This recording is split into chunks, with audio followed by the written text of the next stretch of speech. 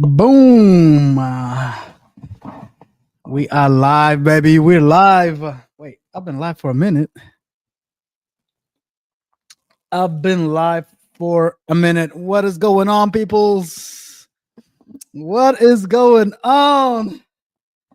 If you're in the house and you're able to chat, say what's up. What's up to your boy AB? Oh man, we got Market Mike in the building already contributing. What's going on, Mike? Yes, sir. We are back. We are back. Well, AB, I'm back. I'm back. I've been gone, man. I miss y'all. I'm back. I'm back. I'm back. What's going on, peoples? If you're in the house, say what's up in the chat. Mike, what's going on? Mike, we got Market Mike. Man, I haven't it's been a while, man. It has been a while. It's been a while since it feels weird. It feels a little weird, but some of you might be asking, where has AB been? Steve ditched us for real. For man, listen, Steve-O got some stuff to do, but we ain't gonna. I know, man. The market. Hope you're good, brother. Yeah. Things happen. I had to take care of some family stuff. I had to take a few weeks off. Guys, I had to go all the way to Africa. That's why I got motherland pulled up over here. I was all the way in the motherland of Africa. Mike, I know the market's been going crazy the last month. Tonight we're gonna be doing a chill stream. I don't have anything prepared. I just want to let you guys know that I'm back. And we're gonna get back into the show. Steve-O is gonna be out for about a month or so, but Steve-O is gonna maybe drop in one of these days. He might drop in here and there. Give us some breakdown of what's going on. But what's been up with y'all, man? What's been up with y'all? Let me know. What's been up with you guys? So happy to be back. It's your boy AB, and we are back on the Profit Report.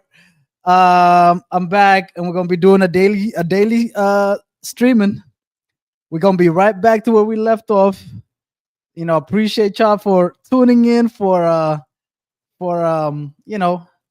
still coming back to the show after a little hiatus.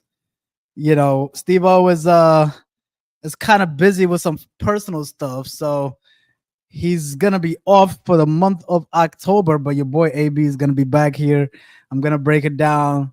Tonight we're not covering a company, but I want to know, man, with the viewers, if you're in the house, say something in the chat. Say what's up. It's your boy AB, man. We back. I'm trying to get comfortable. I'm trying to get back in my groove. What's up, people? We got some viewers in the house already, man. Thanks for tuning in. Hey, we got San in the house, day one. What's up, San? Hey, San, you got to let the people know what is the big update in your life these days. You know what I mean? We back. Yeah, we got Bree in the house. We got Bree in the house. What's going on, Bree? How you doing? How you doing, Bree? What's going on with you? Who else is in the chat with us? But just to kind of give you guys an update of what I've been at the last month and some change, I had to fly all the way from the great state of Louisiana. Had to do all a bunch of stuff. Anyways, I had to take a 14-hour flight all the way to Africa. I had to go to Ethiopia. Back in the house, we got San, we got Bree in the house. Anyways, for those that don't know, I had to take a bit of time off to go handle some stuff. 7 months, baby. Nah, it wasn't no 7 months. It was just a month and some change. But I'm back, baby. Hey, listen, man. It was a big change going to Africa. It was a big, even though I'm from Ethiopia, it was a big change going from America and just the way life is in Ethiopia. I can't say Africa. I know a lot of people like to say Africa. I can't really speak for Africa. I was in Ethiopia. That's where I'm from. I went back home, you know, be with the family and everything. But obviously, when you're down there, you can't help but notice. You you can't help but notice all the differences between life in America versus life back home. Guys, there is a lot of difference. There's a lot of difference. There's a lot of things that we take for granted out here in the US that, Brie can speak to it. Like I told some people, but you know, when's the last time you had to worry about the electricity going out here in the US? I mean, that is not really a thing that we do out here. Out there, it's a weekly thing. The electricity going out once a week, twice a week is a very common thing. Doesn't matter if you're in the rich part of town or if you're middle class. Electricity could go out, and there's nothing you really could do about it. That happens a lot. Another thing is water. You know, water gone for 2, 3, 4 days is very, very common all through the city. By the way, guys, I was in the capital. Addis Ababa. You know, just to guys let you guys know, I was there in the capital of Ethiopia. Why? Just cause, yeah, Sen, listen, there's not enough stuff to make the electricity happen. I guess, we did get a new dam, GERD dam. So we did have this new hydro dam that we just opened. So this is one of the greatest um accomplishments that really, this is it's called the pride of Africa, guys. This is one of the biggest things Africa has done in this last, I don't know, could be last 100 years. So I don't know if you guys saw this on social media, but this is what they call the Grand Ethiopian Renaissance Dam, the GERD. So it's a gravity dam. It's a hydro dam, and it's supposed to produce hella electricity. So it says 5.5 gigawatt. The dam is largest hydroelectric power plant in Africa and among the 20 largest in the world. So when this got inaugurated, this was a big deal. This happened about, like, when I was there, this happened. It was a huge deal. There was a lot of celebrations in town about it and everything. I don't know if you guys know this. Cost looked like $5 billion. There was a lot of excitement around this dam, and but yeah, uh, Ethiopia and most of Africa is still going through the growing pains of just setting up infrastructure, roads, water, electricity, internet, that kind of thing. So when a lot of people think about Africa or whatever, it's like, oh, go back to the motherland. It's so great. It's this and that. There's a lot of comfort that you have here that's not automatic over there, right? A lot of hotels, a lot of people have generators, a lot of people have water tanks that's hung up on top in the houses so they could get water when the water is gone. That kind of thing. The roads are in construction, there's a lot of growth that's happening in Ethiopia. So you can't drink faucet water there. No, you could drink it, but is the water coming out the faucet? That's the that's the question, right? There's a lot of times where the water is not coming, Sam.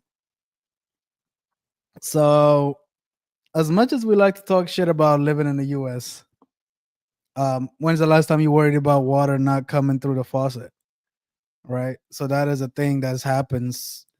And I'm not talking about for 5 minutes or 10 minutes. I'm talking about for days. Right. So everybody, let's see, water tank Addis Ababa. So Everybody have one of these installed at the on top of their houses, so they can have like a reservoir basically. And they even have like somebody that brings water to you. Sometimes you could get somebody to bring water to you. Um, I mean, there's some apartments, there's some condos out there that the water is not even released yet. So you gotta buy water and all kinds of stuff. So it's a real thing. It's a real shortage. It's a real issue. Yeah, I applaud people who stay there. Yeah. So, I mean, I don't want to get political here, but when people want to migrate, to America, to Europe and stuff like this, you can understand why, right? And it's not just the quality of life. know, another thing, is I want people in the chat to kind of guess what is the sort of the average wage somebody earns in Addis Ababa per month in Ethiopia. I want y'all to guess in dollars how much money do people earn in Ethiopia per month. Per month, I want y'all to guess. I want y'all to guess just so you can understand why people really want to migrate to the U.S. Right? Why people will do anything to migrate to the US, to Europe, to anywhere else except America. I mean, all these countries that are wages are low, quality of life could be a struggle. There's a whole lot of reasons why people want to migrate. So as much as we like to $500, Bree's saying people are making $500 a month in Ethiopia. That's our guess. San, what you think? Guys, if you're in the chat, if you're viewing and you're able to comment, say what's up in the chat, peoples. I want y'all to guess what you think people make in Ethiopia per month. Thanks for tuning in. This your boy AB. A month, yeah, San, a month. How much you think people are making a month? If you're viewing this and you want to guess how much people on average make, on average, just the average worker, nothing crazy. I'm not talking about a doctor or anything. Just the average worker. Okay, San says 1,000. San says 1,000. All right. All right. Let me break it. Let me break the news to you guys. All right, y'all ready? Yeah, ready? So the study reveals that a median monthly wage in Ethiopia stands about $50 a month. Let me say that again. I didn't say that wrong, guys. I'm not talking about $50 a day. About $50 a month.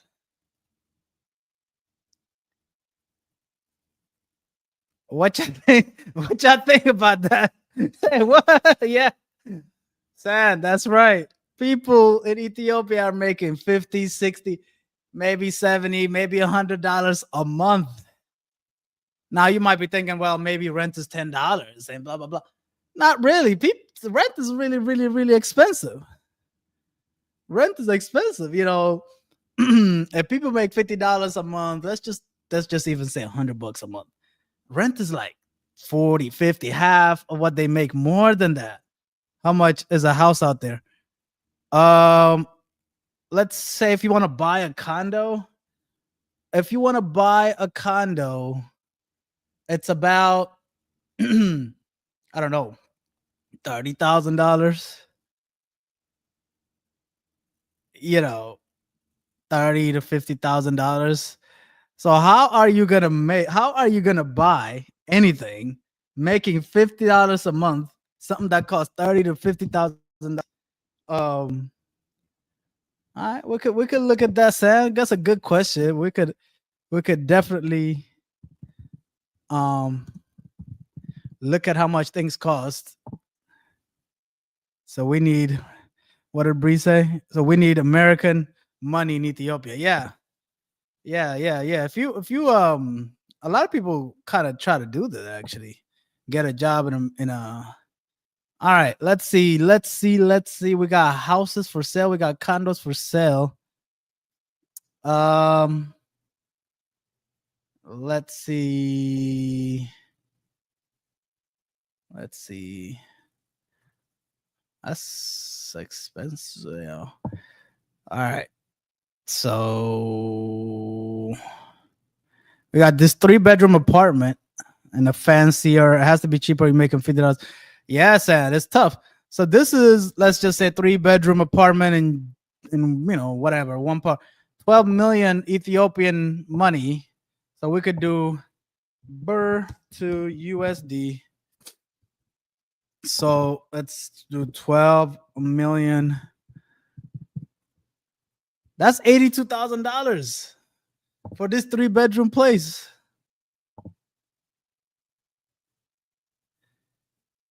How the hell am I supposed to buy this? Let's just even look for 2 bedroom just to be fair. I mean, it's kind of tough. It's kind of tough to find something cheap. It's kind of tough, right? I mean, okay, let's see. We got this house for 6.5 mil. What is that? Let's do a little math here. 6.5. Take 1 0. That's still $44,000. $44,000 to buy this 3 bedroom condo, and people making $100 a month. So how the hell am I supposed to buy this? So we like to complain and we like to be like, oh my God, America is so bad, this and that and the third. Is it easy for people to get loans or mortgages? No. Oh, well, that's a great question. They don't even have mortgages out there like that. You really have to pay cash for a lot of the stuff. They don't really have mortgages like that. Mortgages are kind of happening nowadays, but they really expect you to have like a 50% down payment, and then like the rest you can pay with like 10 years. Is I-5 a credit check? What is I-5? I don't know what you mean, Sam. What's up, people? Who do we have? Who do we have viewing? If you're in the house, say what's up. It's your boy AB. I am back. We're talking about Ethiopia. I was out there for family reasons. But just to kind of bring it in, is it a credit check? There is no such thing as a credit check out there, Sam. There is no such thing as credit.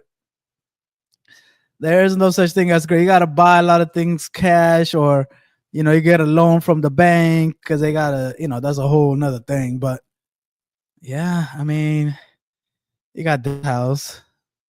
Kind of looks nice, apartments, whatever. You know,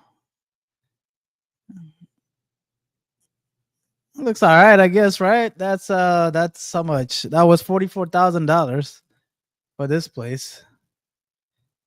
So how is the average person supposed to afford this stuff? So what happens? What happens is that, let's see, remittance to Ethiopia amount. All right, guys. So this is really where this is where AB comes in. This is where we do a little bit of analysis, right? In okay, so in 1 year, $6 billion of money was sent from all over the world to people in Ethiopia. So you got Ethiopians that live all over the world, and combined, the amount of money they send their family was $6 billion in 1 year. Look at that. Look at that, guys. $6 billion got sent over to people in Ethiopia. Isn't that insane? So the Ethiopian community, the Ethiopian economy, let's just say, without people sending money that live out of the country, the economy would collapse. You wouldn't be able to buy all this stuff without all this money being sent over, because you're making $100 a month. So when people come over here and they talk about supporting their family and stuff like that, this is what we're talking about. You could be over there. I have a uncle that's a doctor, and he might make maybe he might make, I don't know, $1,000 a month, and he's one of the top doctors in the country, in the city. He's like specializes in some asthma or something, whatever. He's like top five, whatever guy, and he makes like $1,000 a month. So somebody make working at McDonald's makes more money than a doctor in Ethiopia. Right? Somebody making minimum wage in America makes more money than one of the top doctors in Ethiopia. So for people that, when they think about migrating, this is the reason why people want to come to America, guys. You know,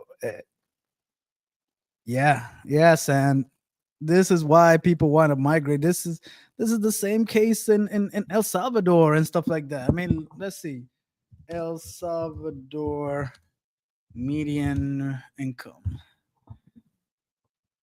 I mean, look at that. El Salvador, $3,000 a month. I mean, a year. Average monthly salary, $378 a month. Do you see why people want to come here, guys? People are making $500 a month. They come here and they get a job at McDonald's and they could like 4x that money. Do you see why people cross the border to come here? you know, so when people talk about immigration, they never really talk about why people come here and how much of a difference it is in lifestyle and how much money you can make in America, even though, American life could be expensive also. But this is why you see a lot of immigrants, they come here and they don't spend money. They save money. They live like, they live like very cheaply and they save money and they send it back home. So let's see, remittance amount.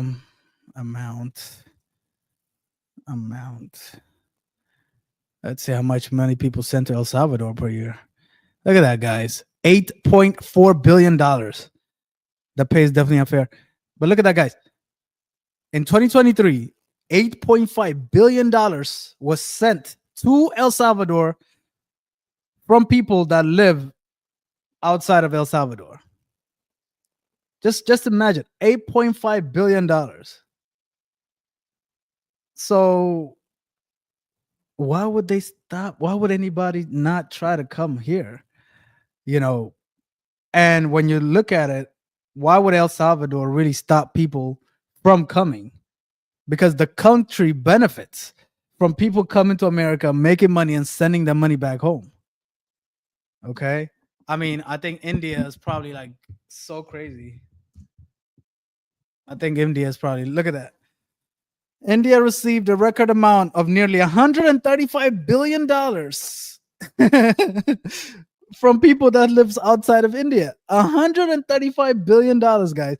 So this remittance thing, is a lot.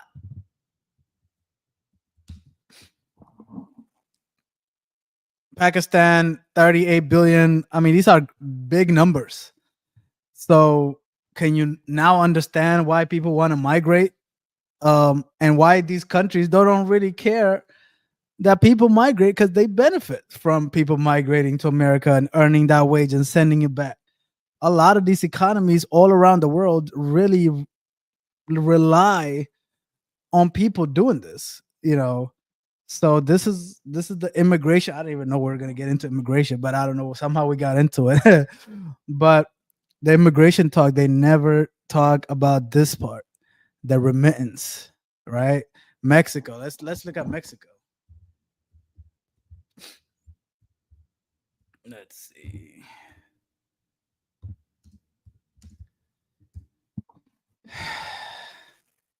Mexico, $66 billion. So why would Mexico stop people from coming over? They gotta miss out on $66 billion. And I understand America wanting to stop this so the money can stay here or whatever, but it's a complicated thing, immigration. Um, but yeah, so I was in Africa, and that's what I observed, right? And then after that, I actually I was right here in Ethiopia, boop, boop, boop, Addis Ababa, the capital of Ethiopia, and then I flew all the way to Spain. I mean, France. I went and saw a family member in France for about a week. So let me tell you guys about what I experienced in France. Now, France, obviously, very well developed country. You know what I noticed about in France is that they're very quiet over there. Things are very, very quiet, very, very clean, and very, very well put together.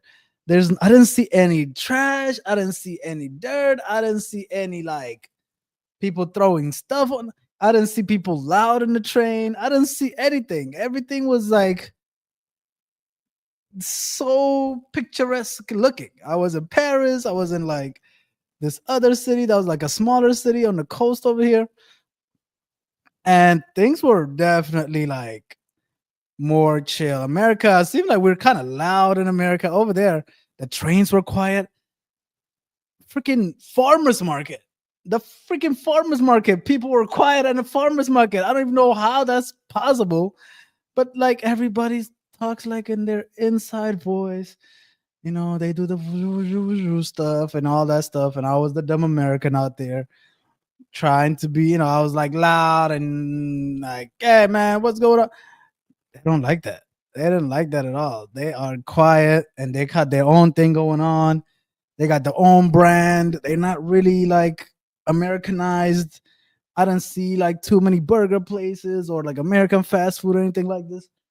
They're kind of keeping their own culture going, but they're having issues in Paris. I mean, in France in general. So when I was there, my nephew had to they had to take they had to stay home from school because all the teachers protested. They have this massive protest that's been going on for like a whole year in France, if you guys know. And they just went through their like sixth prime minister in a year. So this is an article from about a month ago. Protests hit France as a new PM takes office. Um, yeah, it's called "Let's Block Everything" protest, and it's basically like they're angry at the political class and the budget cuts, and the economy's not going well. The debt is going crazy. There's people being arrested. They're burning down buses. I mean, did you guys know France was like having a problem out there? I didn't even know until I got there. My sister was like, "Hey, by the way, like, when are you coming? Because if you come on this day, your train might not run because the train people might go on a protest." So you could literally have your whole like situation paused because everybody's on like not working. The teachers are off. The train people, the bus people, like there was no like one of those days there was no teacher, there was no school. Yeah, yeah, yeah, yeah, yeah, yeah. They're burning buses over here. People, several thousand people gathered in Paris and all this other stuff. Um, yeah. So look, but what my sister was telling me is that there is a lot of government benefits if you live in Paris. I mean, if in France, like if you have a kid, they'll give you like 300 euros per month for 3 years. I want to double check that. Is it true that France gives you money for having a baby? Yes, France provides financial system for having children through its family allowance fund. See, a monthly means tested allowance paid to help with the cost of raising a child.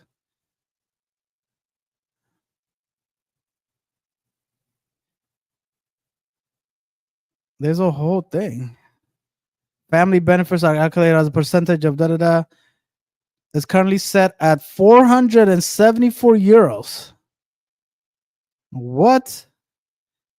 Look at that.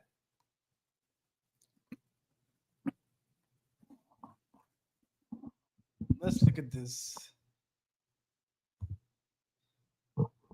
Okay, birth grants. This is a one-time means tested payment to help cover initial expenses. So they give you 1,000 euros for giving birth to qualify.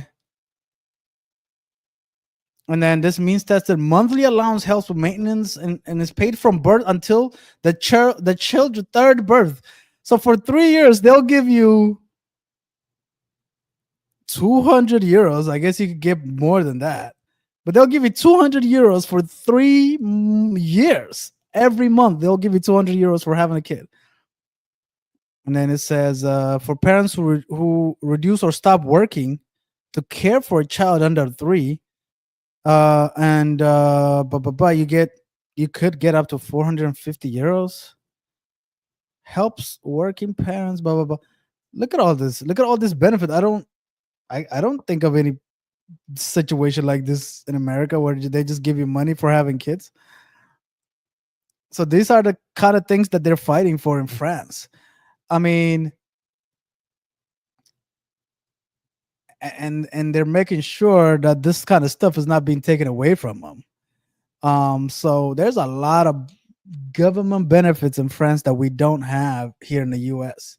I mean, I've never heard of getting money for having a kid, unless you're like super low income out here. But look at that. Over here, everybody gets it. I think, well, a lot of people get it. So it's like for 3 years they pay you. That's crazy. Um, so that's my experience in France. Definitely different than my experience in Ethiopia.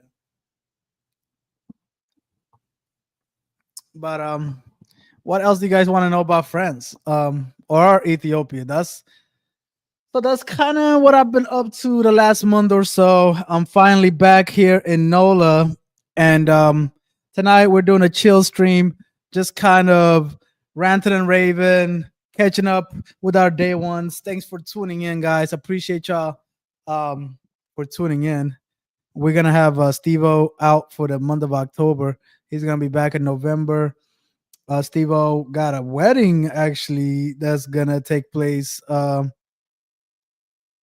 first, second week of November, and I'm actually in the wedding, so I will also be out one of those November 10th. How was the food compared to? How was the food? Okay, so yeah, let's talk about the food.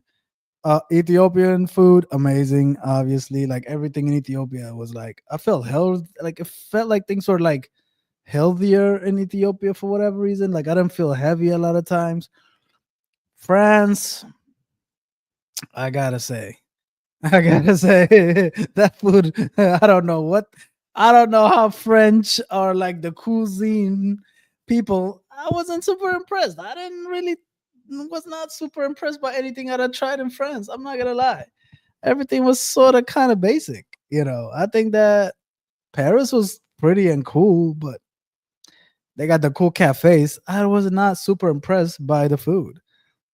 I gotta say, I mean, I think like Southern food and all that is way better than any stuff that I had in Paris. I wasn't super impressed. Let's see where I was at in Paris. I was at one of these places. Let's see. I went to like a very, very Frenchy type place in the center of town. Yeah, I thought so too, but I don't know, man. I really wasn't. Yeah, I said I was sitting right here. I think one of these little places. I was right in the smack in the middle of. Hold up, maybe it was over here. Nope. But I thought Paris was cool though. I thought Paris was very pretty. Yeah, I think I sat on one of these little tables right here, and I was just kind of hanging out. But it's a very pretty city though.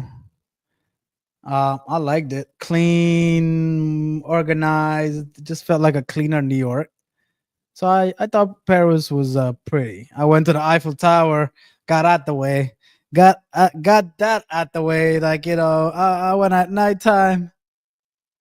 Hey, it's just the Eiffel Tower. It wasn't nothing too crazy. I gotta be honest with you. Is it really worth waiting your whole lifetime to go to Eiffel Tower? Not really, but I guess it's something you gotta just cross from your big list that everybody has. So I was out there, what 20 minutes and you gotta go. Like I went at night, I was across the street. I kind of saw it, saw the light. I was like, all right, I'm out of here. So got that out the way. Um, but yeah, San, I thought I wasn't impressed by the food. They do eat a lot of cheese. They eat a lot of like cured meats, salami and stuff like that, like the charcuterie board type of thing. They really do eat that stuff a lot. The wine is very cheap. France actually was more affordable than America. Things were much cheaper in France than it was in the US. I felt like things were relatively cheaper. I mean, like I think Paris is probably cheaper than New York, for example, for things, for food and whatever. I was in the middle of Paris. I don't know. I mean, I had like a an omelet thing, whatever, for like $20. I don't think I could do that in the middle of New York City. It'd probably be 30, $40 or whatever. Like, New York City, like, is way more pricey. Yeah, I think America's a little overpriced in a lot of ways. Like the glass of wine is like $4 or $5 in Paris. Over here, in America, what is it? Like 11, $12? Um, yeah, I thought, oh man, oysters was super cheap. Man, like oysters was like less than $1 or something. Like over here, oysters are like what, $2 an oyster? It's double over here, even in NOLA. So I thought even like the rent. I mean, a one bedroom where my sister stay at was like 600 euros, which is like I don't know, $800 or something. I was like, it's not bad, It was $1 per oyster. Yeah, yeah. So, but I thought it was a pretty city, country. I was out here in a coastal town, so I went to like some place out here. Um, I was out here in the coastal part of town, kind of checking it out. I got some pretty coastal towns out here.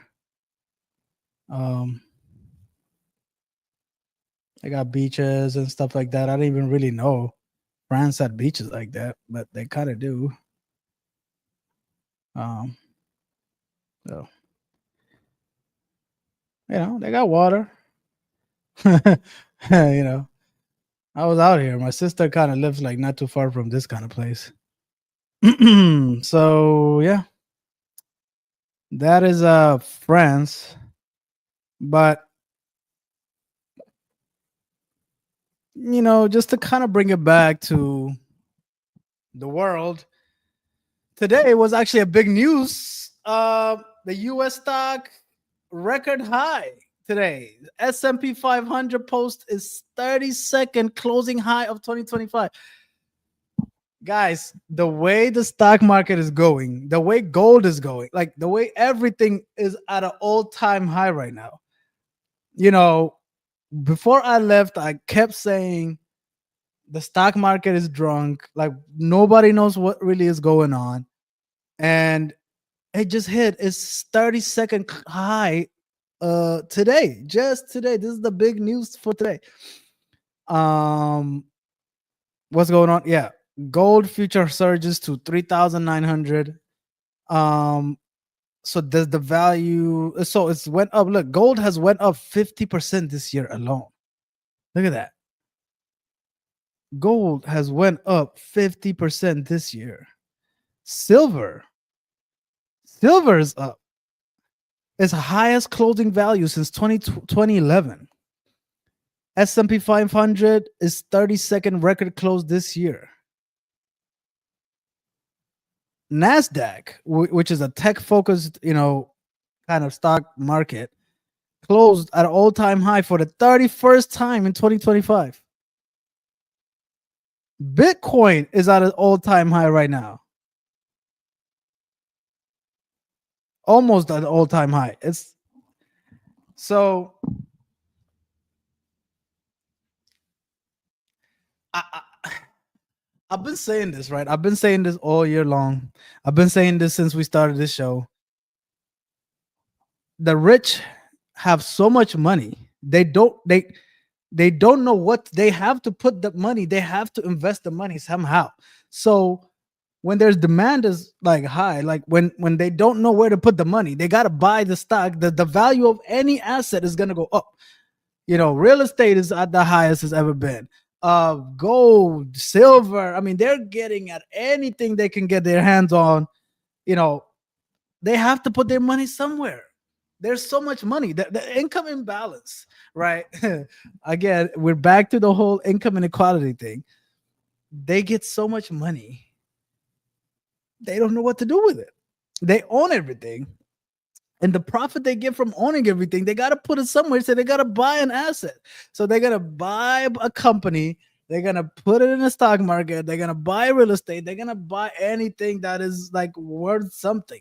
This is why Bitcoin is what it is today. There's no application for Bitcoin, really. Right. And I just want to talk about Bitcoin a little bit. I'm not an expert in crypto, but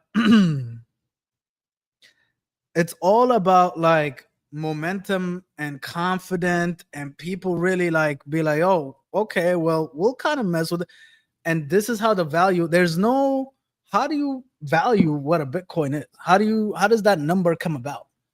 It's worth $125,000 for one Bitcoin. How does that calculate it? There's no like science to this. There's no science to it. It's just like, okay, well, hey, we'll move some money over there. We think it's valuable. If we think we're valuable, then we could convince the next person to think it's valuable. Oh, okay, it's valuable. Well, if you think it's valuable, then I think it's valuable. Oh, I think it's valuable. And then the value goes up. That's basically what it is. It's all confidence at the end of the day. There's no science. There's no rhythm to it. That's how it works. There's no other way. Unless I'm wrong, somebody could explain to me how Bitcoin got to where it got to. We're not using Bitcoin. Nobody's using Bitcoin to pay for stuff. How is it worth $125,000? Nobody knows. It just sort of happens, right? Remember, it went from Bitcoin, right? It went from, let's look at the history of Bitcoin, right? COVID time, everybody was talking about it, blah blah blah blah blah. So it goes to 58,000. Remember? Oh my God, it was 50,000. Everybody got rich. Bam! It crashed to $34,000, and then it goes up again. Boom, boom, boom. Oh wow, it's up to $61,000. Oh my God, oh my God. Everybody got Instagram and it's like, I'm the crypto king. I'm gonna show you how to do this, right? And then boom, it crashes 73% all the way down to 16,000. So it went from 61,000 to 16, 17,000, all the way down here. And nobody could explain it for many, many years. It was sitting right there, just like, oh man, we don't know what happened. We don't know what happened. It went all the way up there and then crashed and da-da. And then what else? So it stayed right here, and it's like, oh yeah, 19, this and that. And then it just went crazy. And it's been up, look at that. What is that? 300% since I mean, if you were to buy like just 2 years ago, you would have been up. I'll try to be on a little bit. So there's no what happened? What happened from 2023 to banks start buying Bitcoin. This Bitcoin, they buying Bitcoin, but we don't use it. So what is the point of this thing? Nobody can explain to me, right? And I'm sure there's people in crypto. Oh yeah, there's utility to this. It's blockchain. It's this and that and third.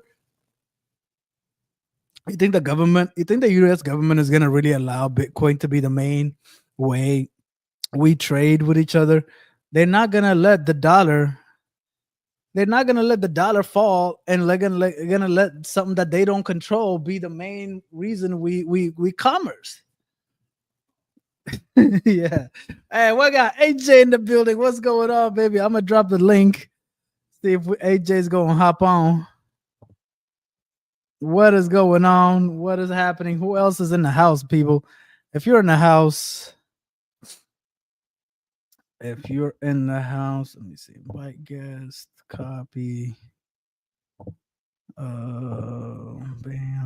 I think this is how it works. StreamYard.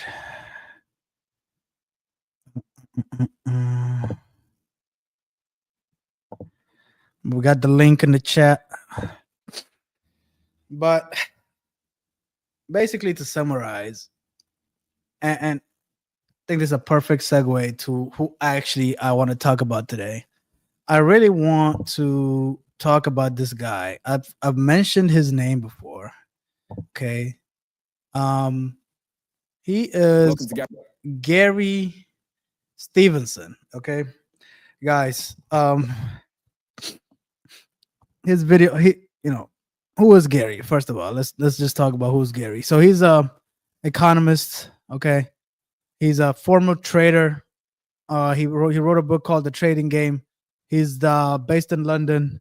When I say trader, basically he used to work at a bank and he made a lot of money fucking around with the markets and stuff like that. But then he basically realized, the game is rigged. So he ended up writing a book, and now he calls himself an inequality economist. So he got a degree from the London School of Economics. He's got a master's. I think he got a PhD and everything. So this guy is not just me just talking. He's actually like educated, and he's got his YouTube has been blowing up now. And he's got all these interesting videos. I recommend, he kind of, what I want to talk about, he covers it in a really good, so he talks about like the real reason why behind we have a housing crisis, why money obsession is keeping you poor, and how to keep your house, and you know everything you've missed on economics, and understanding inequality. This is why it's like super super important, this one. See, and this is probably the video that I want to watch the most. When your kid is hurting and there's nothing you can do about it. Actually, let's watch this one.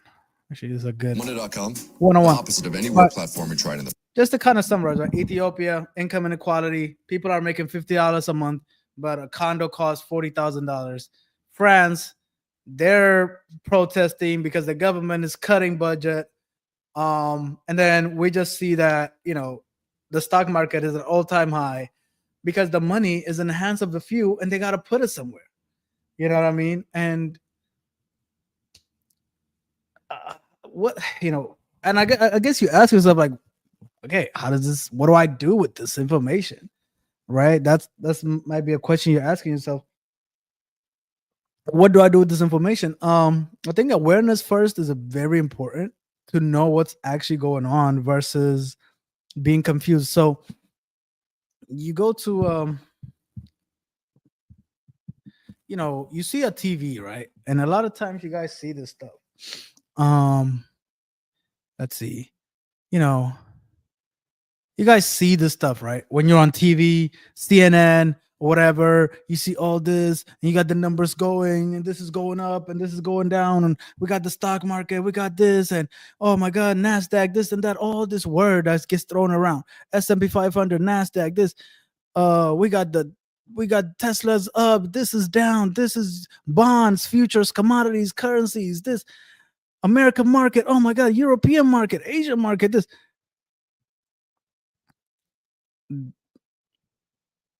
None of this is, all of this is built on top of basic stuff, which is, you have a company, you sell some stuff, you got profits, you got employees, everything comes down to, like, you have to sell a product or a service, and the profit you get from that, you either share it with your employees, or you take it and you do all this kind of stuff with it. So don't be confused by all of this. None of this is really relevant. You really have to first understand kind of fundamentals, like what is wealth, what is economy, this word market, and all this other stuff. So without understanding all this, this is all some guy's gonna get on Instagram. He's gonna be like, oh yeah, I got the stock and you're gonna make money and da da da. He's just guessing. It's all gambling at that point. It's all gambling at that point. If you don't understand none of this stuff, it's all gambling.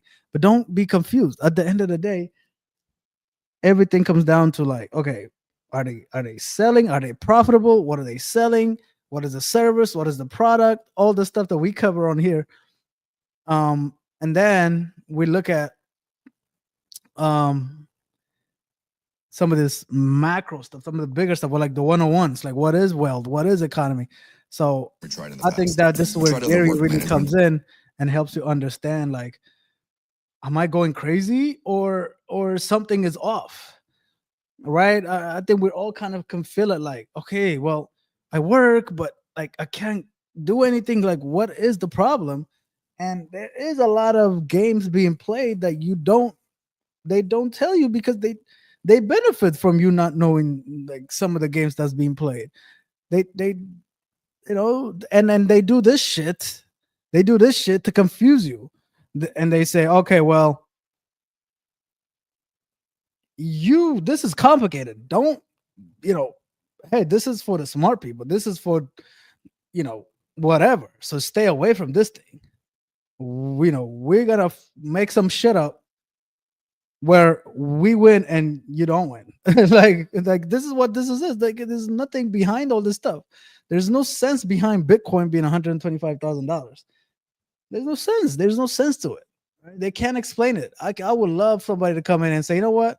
This is why Bitcoin is worth $125,000. This is why this S&P is at an all-time high. This is why,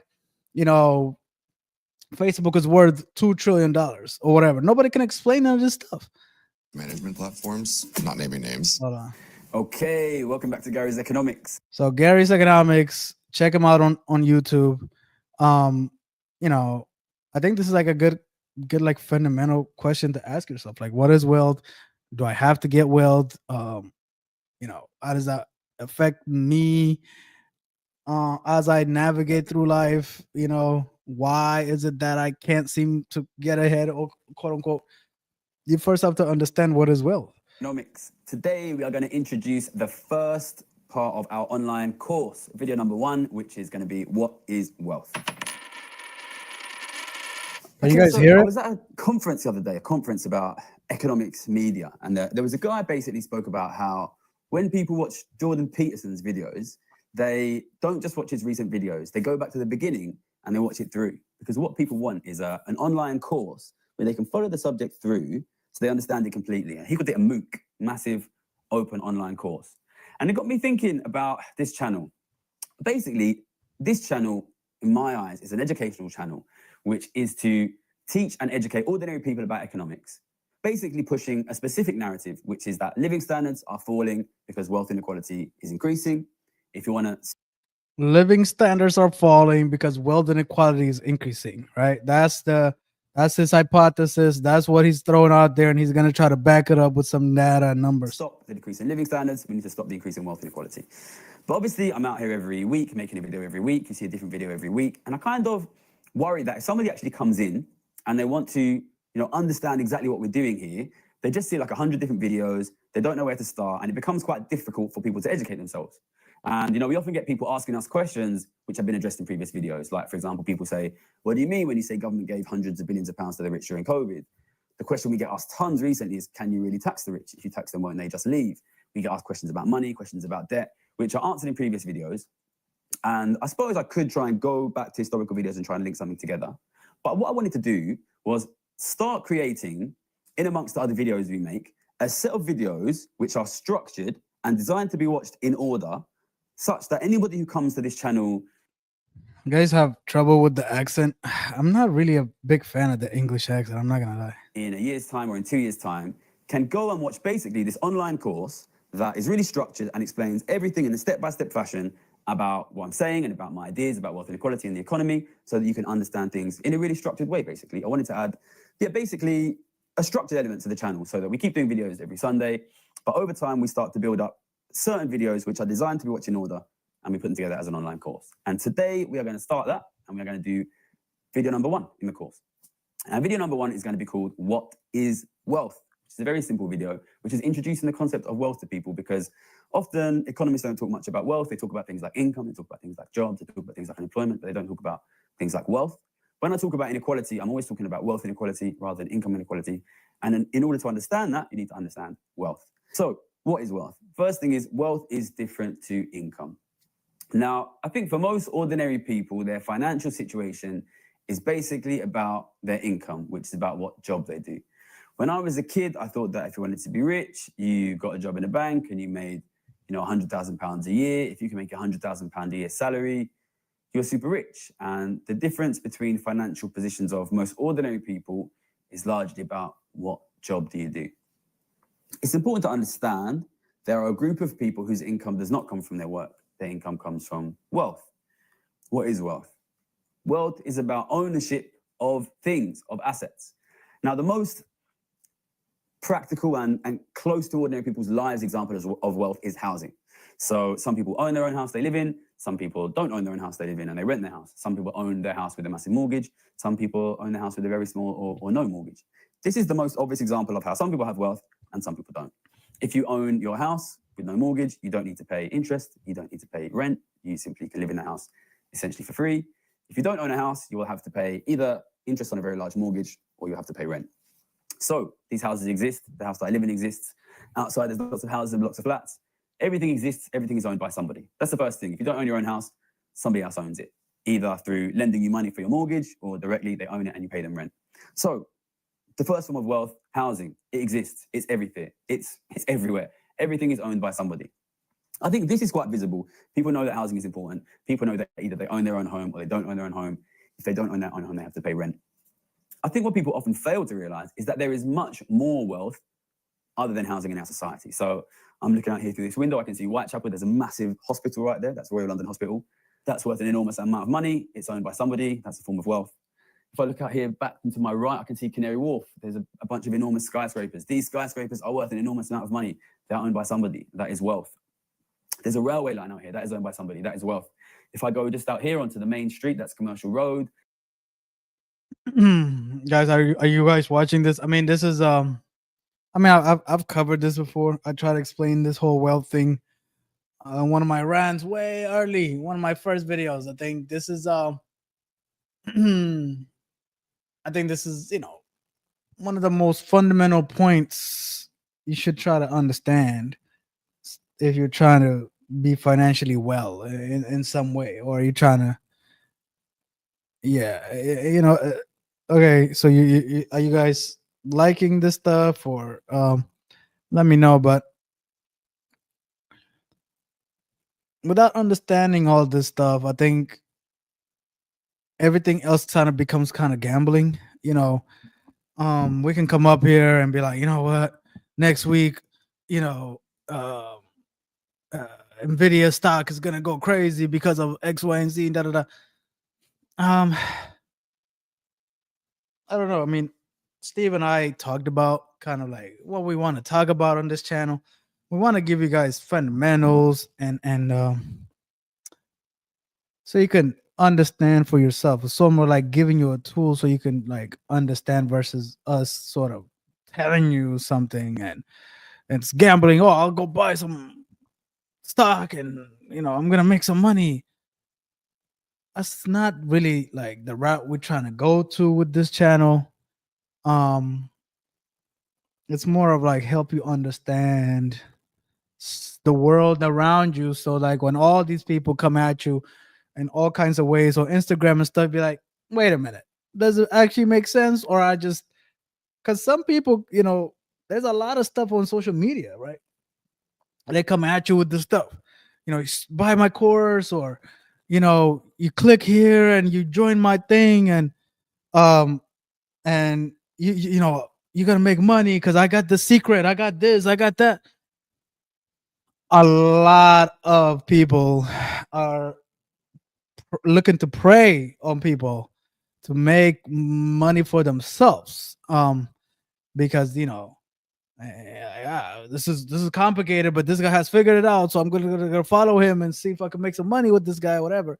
There's a lot of fraudsters out there on Instagram, on TikTok, and this and that, crypto. They got the chart, they got this, and I'm not saying they don't ever make money. Like you could get lucky with this stuff, but are they like, they never tell you their losses, right? They always tell you their wins, but they never show you their losses. They never tell you how. It's kind of like a gambler, right? Anybody that knows people that gamble, they could hit 5,000 or 10,000 one day, but they never tell you they lost 5,000 2 days ago, right?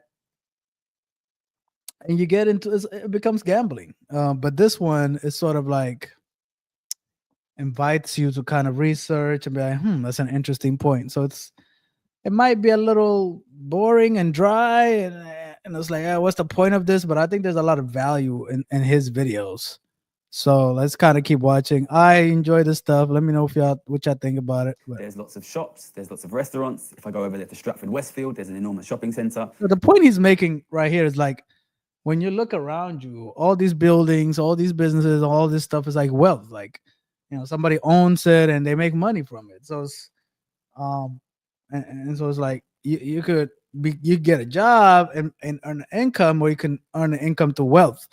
There's a book called Rich Dad Poor Dad by Robert Kiyosaki. He kind of made this point in that book, even though I don't recommend that guy at all.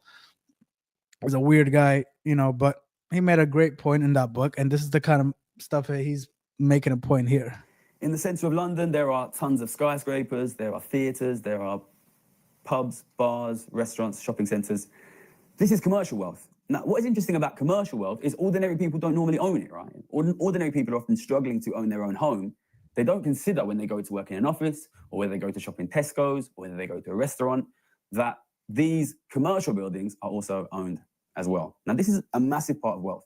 And the fact that ordinary people often don't own their own homes, but very often don't own a significant chunk of the commercial property, tells us another real fact about wealth, which is that property in many cases is owned by ordinary people, by the middle class, but commercial property is overwhelmingly owned by the rich.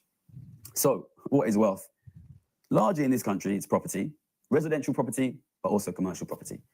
Residential property is often owned by ordinary people. Commercial property is overwhelmingly owned by the rich. One other big form of wealth, which is important to recognize, is debt. Now, when you first hear that might sound a little bit counterintuitive, because you think, okay, debt is not wealth. Debt is like a bad thing to have. Debt is like negative wealth. One thing you need to understand is that debt always balances out. If one person is in debt, another person is in credit. So if you owe £400,000 on your mortgage, that ultimately is owed to somebody. One form of debt which gets an enormous amount of press at the moment is government debt. So the government has an enormous amount of debt. It's equivalent to something like, I haven't done the numbers recently, but I think it's like £35,000 per person in the UK. This enormous amount of government debt is owned to somebody. Debt often confuses slightly the real ownership of wealth, because the main form of wealth which ordinary people own in this country, the UK, it's the same in a lot of other countries, is their home. But very often they own their home by using an enormous amount of debt. So if, for example, you live in London and you own a home that costs £500,000, which is a pretty average cost for a home here in London, you might have a mortgage of £400,000, maybe even £450,000 on that house. If you own a £500,000 house with a £400,000 mortgage, basically you only own 20% of the wealth in your home, and the other 80% is owned by essentially whoever owns your mortgage. Debt, like commercial property, unlike residential property, is another form of wealth which is overwhelmingly owned by the rich. Now, there are a lot of misunderstandings. Guys, you guys ever play Monopoly? I mean, Monopoly, that game, it's so represents how the economy works. I mean, I wish I could just like play Monopoly on here so we could actually see how it really, like, if you don't know, like, if you try to understand this stuff, I mean, go buy Monopoly and try to play it, or go on your phone and try to play Monopoly, or try to like understand it. And it's exactly what he's talking about over here. Monopoly and this is like the same thing. Things about wealth. Firstly, a comment we often get is, no, actually, ordinary people own the commercial property, they own the debt to their pensions. And to a tiny degree, this is true. If you have a pension, if you have some savings. So when he's talking about debt here, he's like, you know, if somebody gives you money, like somebody gives you a mortgage, and they make money on interest from that mortgage, that is an asset for them, right? They make money from giving you that mortgage. So the banks that own your mortgage, that's an asset for them. They make money from charging you interest on that mortgage, for loaning you that money.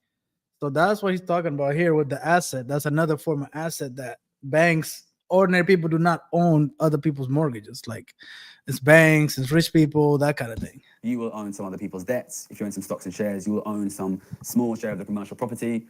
But really, it's a little bit of a red herring, because overwhelmingly, the amount which ordinary people own is tiny compared to the amount that the rich own. Rich people have enormous funds, stock and share portfolios, enormous pension funds through which they own these things.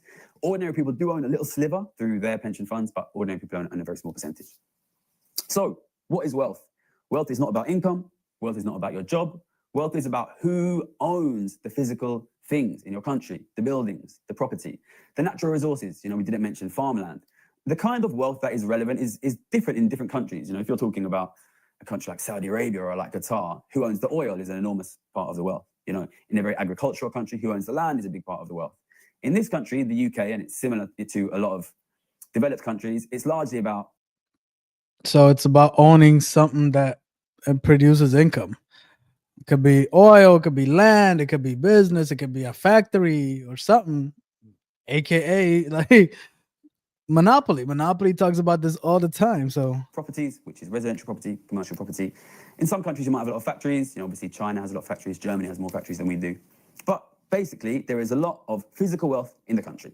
Properties, buildings, natural resources, land, productive things like the energy production capacity, the windmills, the coal plants, the oil plants, the nuclear plants. There is all this physical wealth in the country. Ordinary people, in most cases, own only their own property. And in many cases, that's only through debt. All of the rest of the wealth is owned by essentially very wealthy people. And this leads to cash flows. The people who don't own the wealth have to pay the people who do own the wealth in order to use the wealth. The most obvious example of this is if you don't own your own home, you will have to pay rent to the person who does own your home. If you do own your home, but using a massive mortgage, you will have to pay interest to the person who does own your mortgage. And we spoke about the commercial property. So this extends all through the commercial property. So when you go shopping at Tesco, part of the money that you pay will go to the owner of that physical building that your Tesco superstore is based in. Some of it will go not just to the farmer who maybe produced the food you buy, but also to the landowner who owns the land. Some of it will go to the people who own the energy resources that transported the food to the supermarket. When you pay your taxes, a big chunk of your tax goes as interest payments to the people who own the government debt. So real wealth exists. Debt exists. Ordinary people have to pay the wealth owners every single time they basically spend any money. The rent, the mortgages, your food, your bills, your taxes, when you go to a restaurant, when you go to a pub, when you go on holiday, when you go to the supermarket, a little chunk of every single thing you spend is going to the wealth owners, which means there is a big net flow of cash every day, every week, every month, every year, from ordinary people who don't own much wealth to very rich people who do own wealth. These are basic concepts, but it's important to understand because I think a lot of people who are not rich don't realize how much wealth there is, and they don't realize they're paying to use it. Mainly, they don't realize how wealthy people are, and we're going to go in our next video in the online course to how that affects you and how that affects the economy. Okay, so that's video 1 of the online course, What is Wealth? We're going to keep doing these videos alongside the other videos. But basically, so that is part 1. What is wealth? Then you got part 2. So you could go to Gary's page and check out some of his videos. But I guess, we're kind of chilling. I don't know if Hassan, this is kind of the big point I wanted to make today is this wealth inequality is driving the stock market to be at an all-time high. Stock is driving Bitcoin to be at an all-time high. Gold, silver, I mean, all kinds of stuff, copper, and everything. Everything is at an all-time high because the wealthy have so much money. They need to put it somewhere. They need to own their income producing wealth, which is, all this stuff, like anything valuable, anything they think is valuable, they'll go buy it. They'll go buy businesses. You got private equity people trying to buy. Let's see.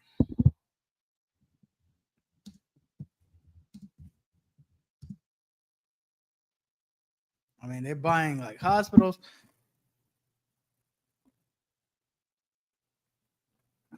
They're buying hospitals. Like, there's so much money out there. These private equity, which is basically a big chunk of money, they're going out here and buying hospitals. You know what I mean? Um,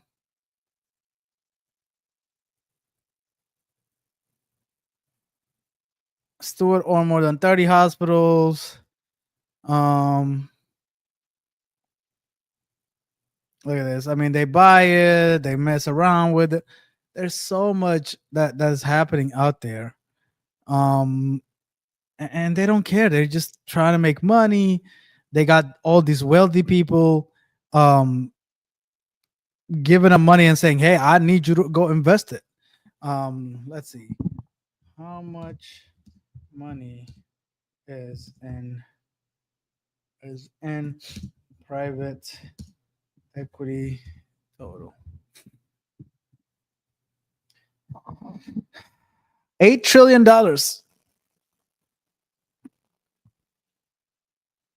This includes significant dry powder or uninvested.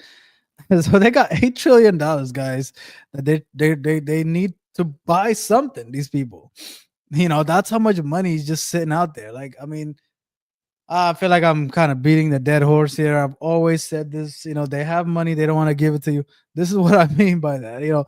There's no benefit to giving you money because they don't see it as being profitable for them. So they go out here and they buy companies and all kinds of stuff, right? You know, let's see, Meta recent acquisition. So let's see what Facebook has done the last. Let's see what Facebook has done.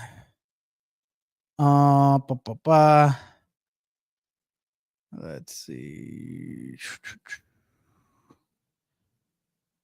Oh. Yeah, they don't want to tell you how much they're buying these companies up for, but they're spending a lot of money. I mean, they paid what? What is that? $19 billion? Is that what it is? Did they really pay 19? It can't be. 100,000. 19 million or 19? Let's see. Scale AI for $14.3 billion. So this is what they do with the money, guys. Like, and so it's like you're asking, wait, how is this valuable? How is this helping me? How can I possibly? But yeah, if you're trying to be wealthy or you're trying to look at your money, you need to know this stuff. You need to know where the money's at. You need, so when we come up here and we're gonna review a company next week or whatever. When I review a company, a little bit of me is like, it really like it doesn't matter sometimes with how the company is performing financially because the stock market is so crazy right now that people will buy any stock because it's just they need to put their money somewhere. The tech stocks especially are going crazy, like AMD. For example, today went crazy, went up like 50%. AMD stock, because they did some deal with so it went up 23% today. Shot up, and it's like, oh, because they did a deal with OpenAI. So how do you explain this stuff? How do you explain, like, how do you know, like, how do you say, okay, how did it go up 23%? Nobody could explain it to you why it went up 23%. Why 23% exactly? Why is it not 10%? Why is it not 15%? Oh, it's the demand and supply and this. Maybe tomorrow it's gonna go down 10%. Nobody could actually break down why is this happening, right? They try to, but I'm sure somebody said, look at this. Somebody's saying to sell it today. Like, look at all this analysis today. So this guy's saying strong sell. This one's saying buy, strong buy. But it was a sell. Look, this guy was saying to sell this on Friday, right? Look at this guy. This guy on Friday was telling you to sell it. He would have gotten it wrong today. Look, all these holds from the last 2-3 weeks. Look, strong sell. So that leading up to today, all these analysts were saying strong sell, hold, one buy, hold, sell, hold before today, right? As soon as like even last Thursday, everybody was like sell. All of a sudden, now it's a big buy and it's just went up 23% today. I don't know. Who's actually going into the numbers and analyzing it? Is the numbers really matter these days? One big contract can pump your stock up 23%. Is there any actual way that this is working, or is it just sort of like, is there any science to this? All right. And there's people online that will try to tell you, hey, I know how to get this. I know what's coming next. I know this and that and the third. Isn't there like a thing where it's like a monkey can pick stocks just as good as like any analyst? There's a whole thing. Monkey can pick stocks. Same.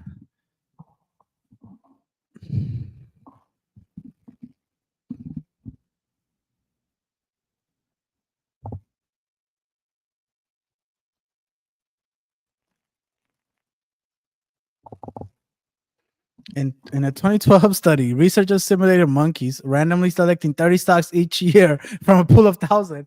The study found that monkey beat the market. Look at that. Look at this. Oh my goodness. Look at that.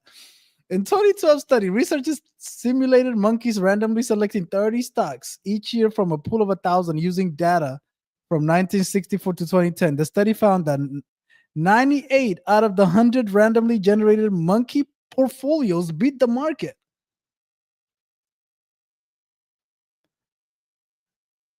What is this? What are we talking about here?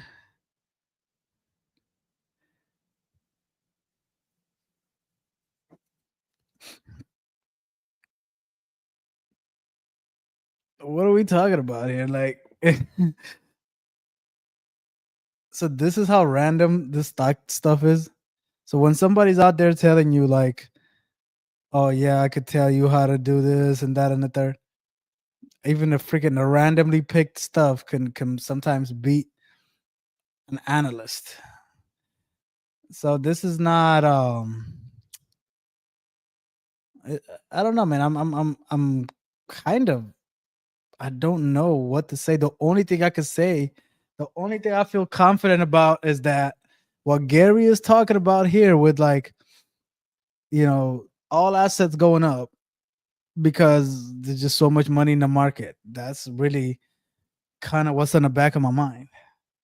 So I think I just want to say, when we break it down, we try to give you the pros and cons. We try to say, okay, well, this is that compared to their, like, when we look at McDonald's, okay, well, how are they doing compared to Burger King? This, we try to give you what is called like a value investing type of thing, and not like, oh yeah, we're gonna look at the chart and this and that. So you gotta kind of have to take this with a grain of salt, but we try to do our best to kind of get into the numbers just to see what is actually happening versus trying to like just predict the numbers just by looking at charts. But that's kind of what I want to get into today. I wanted to introduce you guys to Gary Economics. Go check out this page on YouTube. I think it's great. You know, we just did part one, so there's part two right here. What is wealth inequality, which I think is a great video. Um, stock market is going crazy, gold is going crazy, silver is going crazy, Bitcoin's going crazy. It's uncharted water. A lot of people say there's gonna be like a pullback. You know, this is too hot right now. It needs to cool down the next few months.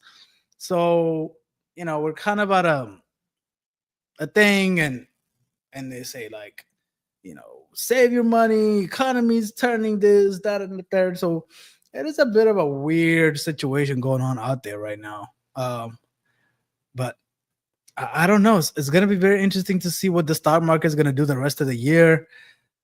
It's very unpredictable right now. To have 32 times it closed as high as it's ever been in 1 year. I don't know if there was ever been another year where it's closed at its 32 highs in before. Let's see, S&P 500 most high closes in a year.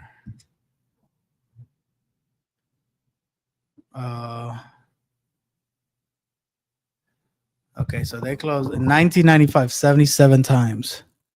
So 2021 70. So it's not as early. So 30 this year. So it's not record, but it's still a lot.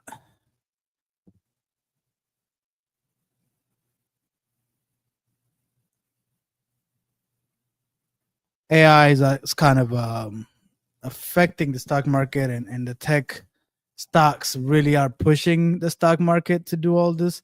There is some other stocks that are not doing so well. But I mean, it's up like 15% this year, I think. Year to date, yeah, it's 14.87%. Well, if we didn't have this Trump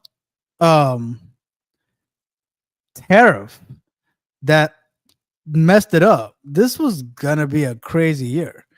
We had, you know, we started off the year like 5,000, went up to like 6,000, and then Trump's tariffs really tanked this thing. So I had to come back. Otherwise, it would have been a crazy run. But yeah, look at that, 18% in a year. It would have been way more just in 1 year. 20%. I mean, it's I don't know. But anyways, this is the kind of stuff I'm gonna try to get into this week. I'm gonna be streaming every day tomorrow. Now, any companies you guys are interested, any like industries you guys are interested, we don't have to do the whole industry thing. What do y'all think? Any companies you guys are interested in me covering this week? Is it tech y'all want me to get into? I'm kind of open. I could get into AMD since it had a crazy stock day today. We could try to get into AMD. You guys know about AMD? They make I think they make GPUs and CPUs and all kinds of stuff, which is like computer hardware.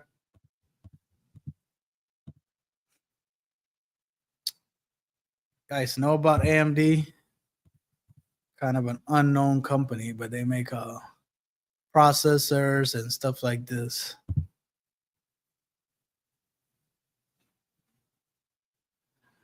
Data center AI and all this other stuff. I'll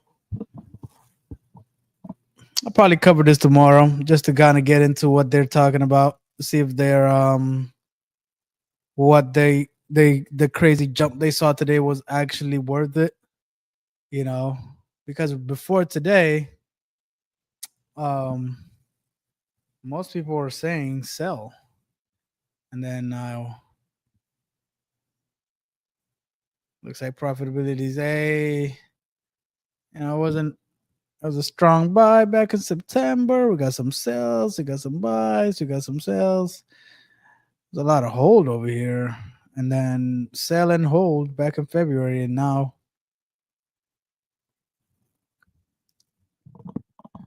all right, we got HJ that's gonna come and join us before we wrap it up for tonight.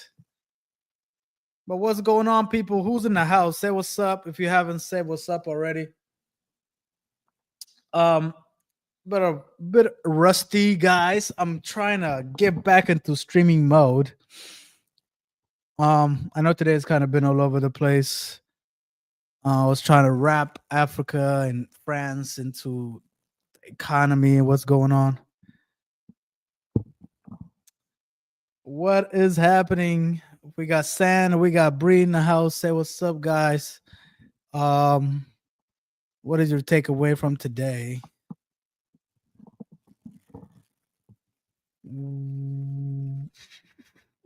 And like, you have any questions or something that I can cover tomorrow?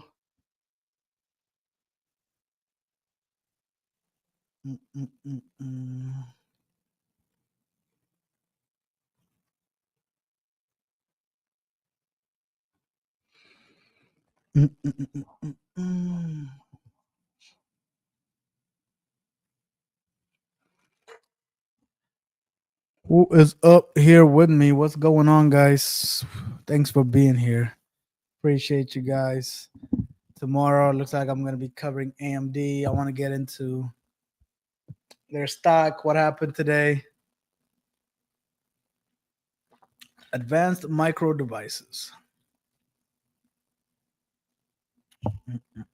Let's see. AMD. American Fabulous. What is that?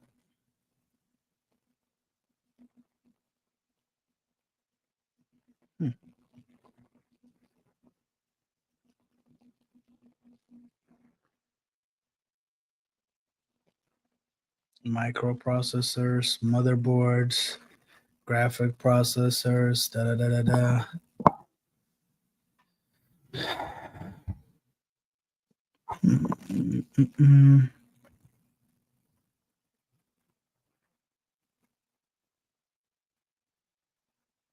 What's up, San?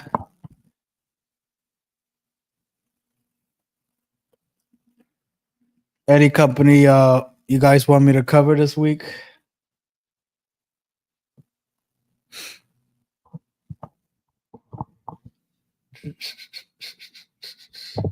We can do some fun stuff. Retail companies that are publicly traded.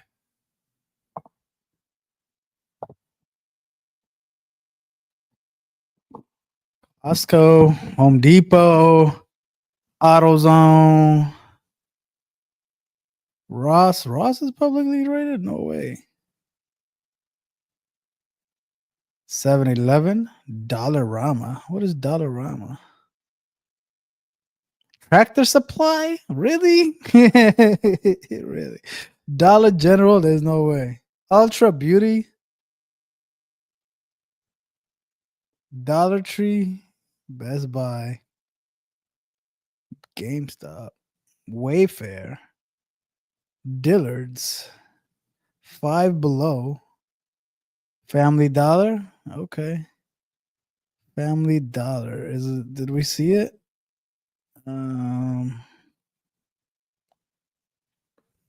Family.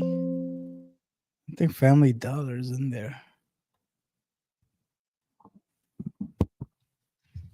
Family Dollar stock. Oh.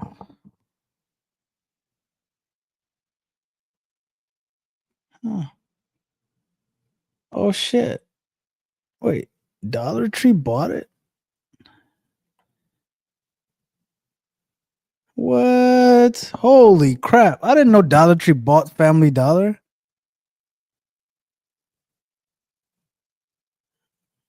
Wait a minute. What?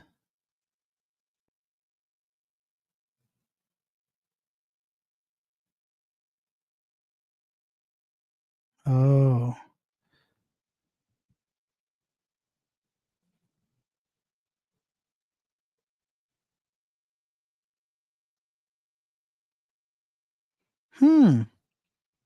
What the freak? Wait a minute. Wow. I didn't know that. Look at that. So they bought.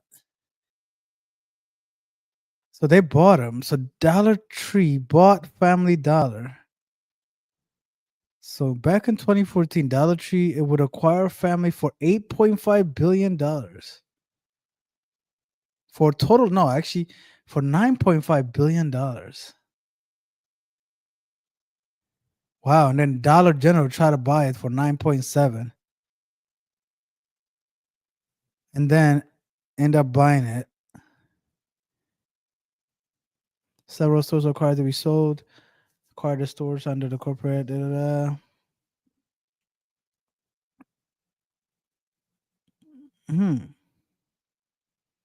Wow, this is kind of an interesting story to get into. Look like they bought it for 9.5 billion, end up selling it for a billion. They lost 8 point. Is that why you want to have $5 items in it? I don't know. This is actually a very interesting thing, but it looks like they sold it earlier this year for $1 billion.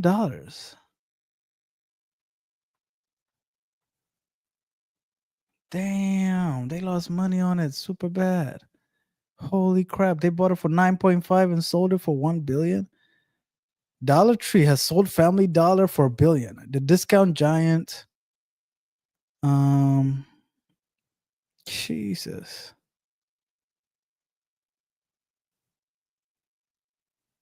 Wow. That's kind of interesting to check it out. All right. We might do this. We might do Dollar Tree. Yeah. Dollar Rama. I don't even know what Dollar Rama is. Never heard of it. Dollar General.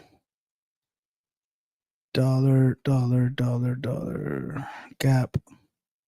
Murphy USA. Dollar.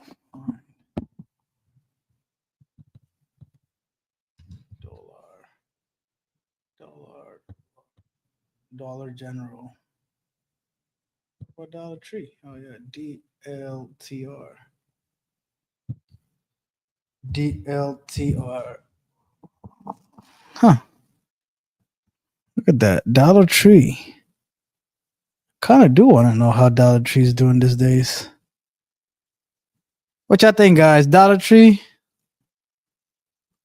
We're doing it. Damn, they started way back in 53. Tap me in. Oh, my bad. Hey, Are we back? we got AJ in the building. What's going on? Hey man, I was in the drive-through, Oh yeah, what were you getting? in and out. I went in, I went in, but I couldn't get out fast enough. Hey, is this still packed? Yo, yeah, it's good though. It's a good burger. It's a good burger.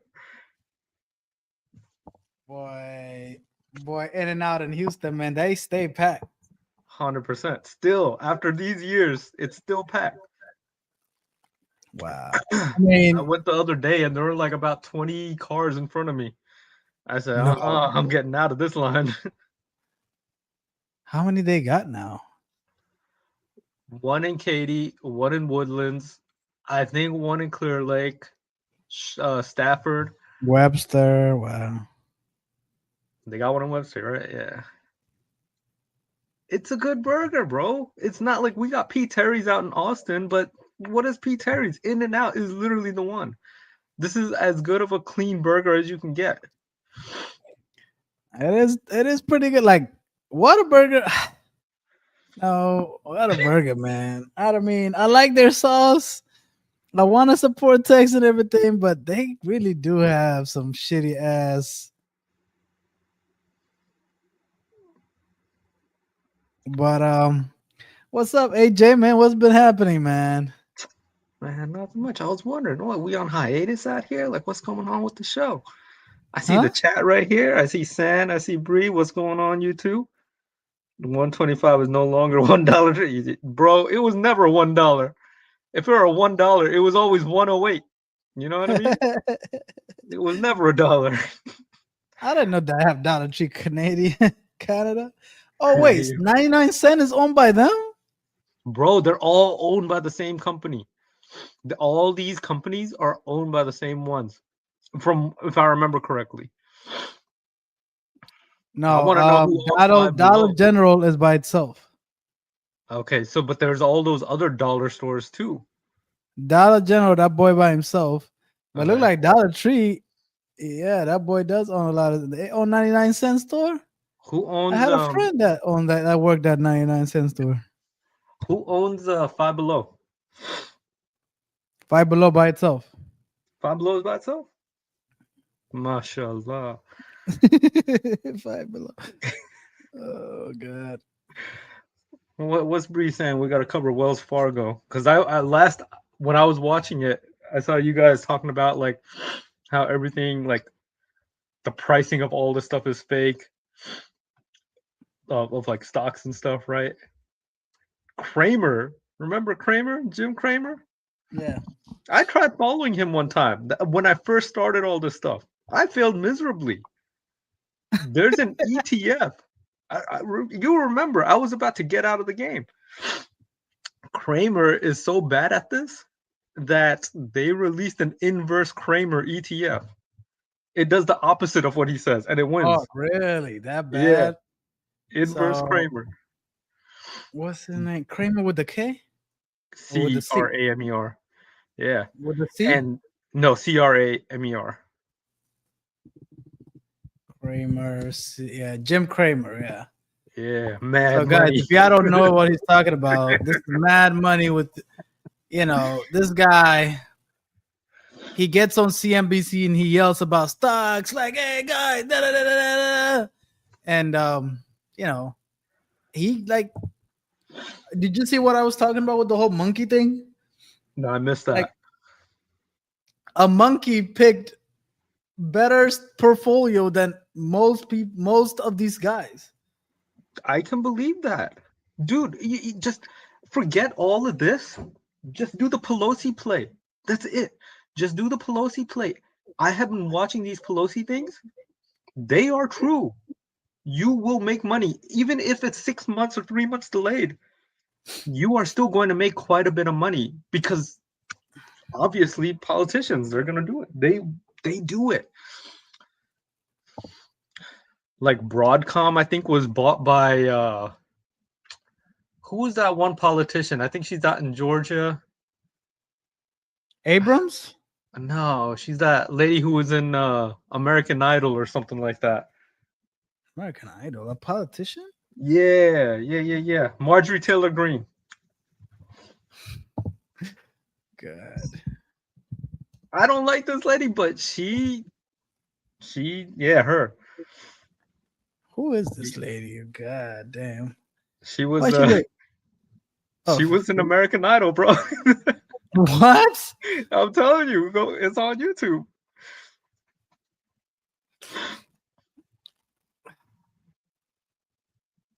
God. Part-time as a CrossFit person? Oh God.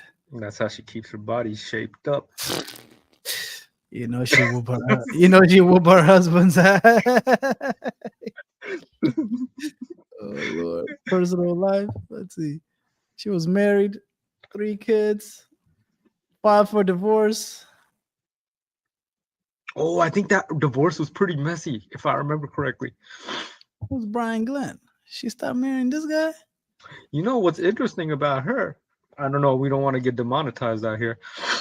But, as much of a Trump supporter as she is, she's really like anti-giving money to the ops over here. The country that starts with an I and ends with a real. Oh. Yeah. Look like, is she even educated? What is her? Yeah, man, University of Georgia, Bachelor of Business Administration. Oh my god. She don't know shit. Bro. Hey, She man, Bachelor of Business Administration. That boy good. You got one. oh I my got one. god, babes. God. So she worked for her daddy company? Oh my, look at that, bro. She never had a job. Where? Hold on. What are we talking about? The general contracting. Oh, she did the CMAR business. She said no about her own day. So they started a gym and they closed it. She left.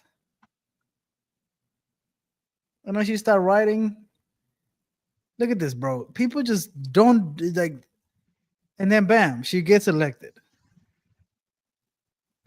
I find this to be wild that we can have politicians who just get in there like that. Bro, she really okay. We can't okay, so born in 74, so 84, 94. So what were you doing between 94 and like 2002? We don't know. American Idol, bro. She was on American Idol. Look at that. It starts in 2002, but you became 20 years old in 94. So what were you doing from 20 to 2002, which is like all your 20s? Hanging around, trying to Yeah. find herself. But now she's one of the most popular, like one of the most powerful people in America. Yeah, she is. Isn't that wild? For nothing. She's like, this is how we this is how you become a politician, for doing nothing. So in 2002, her father sold Taylor Commercial, Commercial. General Country, that he had founded, to Green and her then husband Perry. So your daddy, your daddy gave you a company, Has your dad given you a company? bro. A bakery, if that.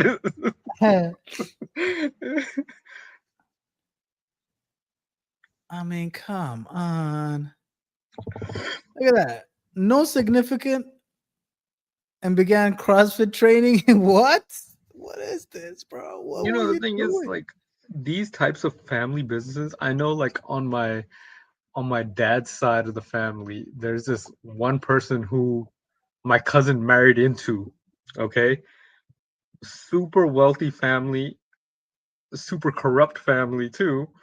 uh, and bam, you establish an organization. All right, no qualifications, you're on the board of directors now. What is this, bro? This is how it works. Okay, so she graduated in 96. It looked like she went and worked for her family's business right away and then Yeah. bought the company. Looks like. I mean, all right, I guess, but daddy set you up. Like, what is this? I mean, that's not nothing wrong with it, but damn. You take one nice shot like that, the official portrait, you're good. I got a BBA, Bachelor of Business Administration. Hey, So you got what? one of So now those I too. gotta I run got for one of those office? too. Abuse of power. Oh my god, bro. I'm just so tired of these people, man. Yes. I'm tired of everything, but Yes. Yes. Yes. I've been just stuck on like AI Martin Luther King videos for the last 3 days, bro. I don't know if the chat has seen those. They're hilarious to me. I love those. I got Tupac and Martin Luther King hanging out together. I love that. I mean, look, this is the stock market right now. Like gold, silver, like all this is happening. What am I supposed to make of it? You're talking about in regards to the future or what you're supposed to do? I just there's no science to this. Look up Jim Cramer. Look at all this stuff. Like even the professionals. Like I heard you say, like if you listen to an analyst, one day they'll say, "Oh, it's gonna go up," and the next day it goes down. The analysts don't have it right either. Nobody has it right. This is why, like, I think Gary, people should watch this Gary, because I think he makes like a real point, and he's like, wealth is gonna keep wealth inequality is gonna keep getting bigger because like they got the money, bro. You have to Mhm. understand, like, these people have the money. They need to put it somewhere. You know, Yeah. you got to check out his video. Actually, Gary Stevenson debate Piers Morgan. This here, um, is probably no. Where is it? No, Gary Stevenson. Uh, diary. Diary of a CEO. Yeah, this one. This here, this debate is probably like the best thing. You need to watch it. All right. The Diary of a CEO. They did like a debate with this like Imagine being able to financial build an guy, app with your name on it. and it's a good one. You should watch it. There's emergency debate. They lied about the economy recovering. Is a financial collapse coming? This was 6 months ago, and it's like a great watch. I know it's a long. I mean, I enjoy these things. I know this might be too nerdy for a lot of people because this is like long. Name on it. Just by thinking about it. Meet Click on Base, more real quick. a complete AI creation platform. Huh? Daniel, you've been on the show. Click on more. At the in Here? the description. Yeah. Scroll down. Keep going down. Keep going down. Keep going down. Transfer. Okay, so I'm just saying sometimes YouTube has like a summarize with AI option over there. I just wanted to see if it had that. Yeah. But they get it. I mean, they do have like timestamps. Mm-hmm. And who do they blame? It's very different because in the US, US blame someone different to the UK. So we have a historical cultural memory. In the UK, we have a cultural memory that the people to blame are the rich. So we have landlords and aristocracy and the landed gentry. Those guys are to blame, right? So blame the rich is what we say in the UK. In the US, they have a very different view. Their cultural memory is that they're anti-government. They want limited government. In 2023, there was this song that came out called Rich Men North of Richmond. And it was the #1 song in America. And the lyrics of the song basically says, people in Washington do not care about working people. They are taxing everything we touch. You can't earn money. They depreciate the dollar. They tax, and they want to control our lives. Those are the lyrics of the songs, controlling our lives and taxing us. So the American reaction to this is who's to blame? Government.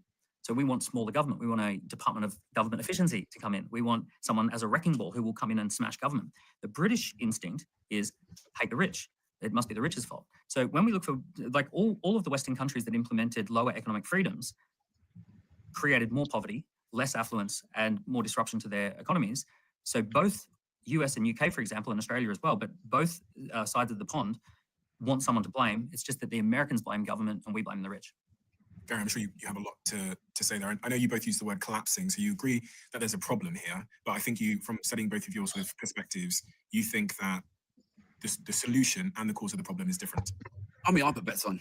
That's what I do. I put bets on. At the beginning of COVID, we knew the government was going to give an enormous amount of money out. Certain amount of money now. But he has a good back and forth, and this guy is an entrepreneurship guy. Okay, this is Gary, right? And the other guy is like, entrepreneur, go to Dubai and start a digital business, e-commerce and this and that, and and Gary's like, not everybody's gonna be able to do that. What about just like if I want to live in the UK, I don't want to go to freaking Dubai, and like, this is the guy that, when you're everything is market driven. You gotta adjust to the market. They don't want you to have a life. Like instead of like addressing the elephant in the room, which is like, wealth inequality, like these companies being greedy and stuff. No. Move to the UK, move to Dubai, and start some kind of marketing agency, e-commerce thing. We try to stop immigration here, but we're promoting immigration outwards. You know what I mean? But at the same time, like I saw this one video today. It's an old video, but remember Boeing CEO was being grilled, and they're like, "Yeah, you had a 30% raise increase. Your salary this year is $32 million, and yet your factory workers got a 1% raise." Yeah, this guy. Yep, that's the video. Like, this should not exist. This should not happen. What is it that you get paid currently? Senator, that's well disclosed in our proxy documents. You don't want to say it. Why don't you say it? You should be proud of it. You worked hard for it. You should be an inspiration to us all. You know? Stop. You get it anyways. Whether you say it or not, you got it. It's not like this hearing is going to change anything. If you're embarrassed by it, then change it. If you feel some kind of way, not even embarrassed, if you feel some kind of way, like, yeah, I know this looks unfair, not even embarrassment, unfair, you have the power to do this. Literally, taking out 2 million would change people's lives if you were to distribute that. In each of the years that I've been employed. Yeah, but what is it? It's a big number, sir. Well, let me help you out. It's 32.8 million this year. Does that sound right? Yes, it does. That's a 45% increase over last year. Does that sound right? Yes, it does. What is it you get paid to do exactly? I get paid to run the Boeing company. No. So just help me understand that. I mean, do you get paid for transparency? Is that one of the metrics for your income? I think the board counts on me for transparency. Really? Because you're under investigation for falsifying 787 inspection records. The Boeing's under criminal investigation. But we just get a clip of it. Nothing happens to this guy. Did he get fired? Nothing happens with any of these things. This is all just a pony show. This isn't anything. They know, as many of these as we've seen, we're like, oh, we're finally getting some justice out here. Nothing happens with it. This guy just got questioned, he got grilled, and he's gonna go right back into doing what he does. You know, remember when Facebook was getting questioned? We're thinking that the government was over here beating the crap out of Mark Zuckerberg. What is it now? Mark Zuckerberg is a tool for the government doing everything that needs to get done, and all he had to do was hire like a couple of minority hires in the like director positions, if anything. You know what I mean? Who's this guy? Boeing CEO. Let me see if he's still the Boeing CEO. Oh, they got a new guy now. Oh, okay. So he did get fired, but he got 32 million. Wait. He started on August 8th. When was this video done? It's June. So they got fired. So he got fired. Stepped Well, down. he got fired because the freaking plane went down. But does hiring a new CEO change any of that? President, are we talking about this guy? Yeah, David. So this boy was in there for 4 years. So he ate over $130 million. Yeah. In March. Wait. Oh. There you go.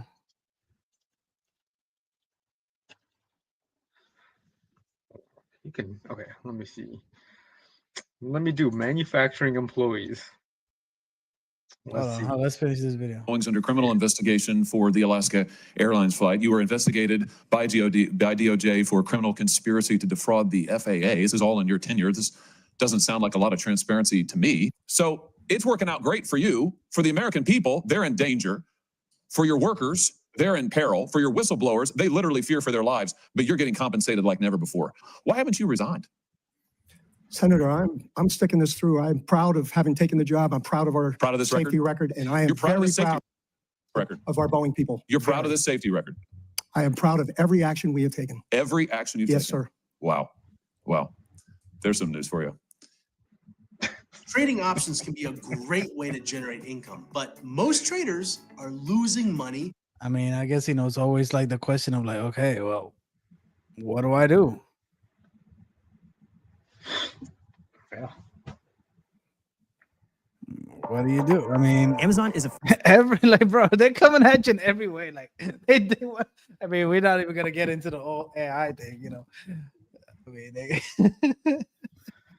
coming at you every. Yeah.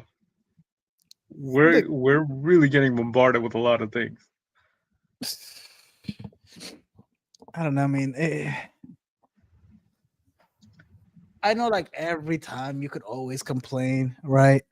You know, I'm sure in 1983 people were complaining, 2025 people were complaining, and this other stuff.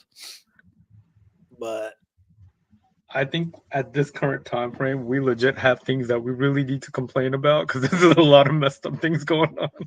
Like, this is pretty bad. Bro, the CEO pay is crazy. The wealth inequality is crazy. You know, and yeah, debt, credit card debt is at all time high. Car debt is at all time high. You know, people are And all putting that, like car prices, bro. Car prices. You can't get out of a new car for like anything less than 30,000 now. This is crazy to me. Housing, everything. It's wild.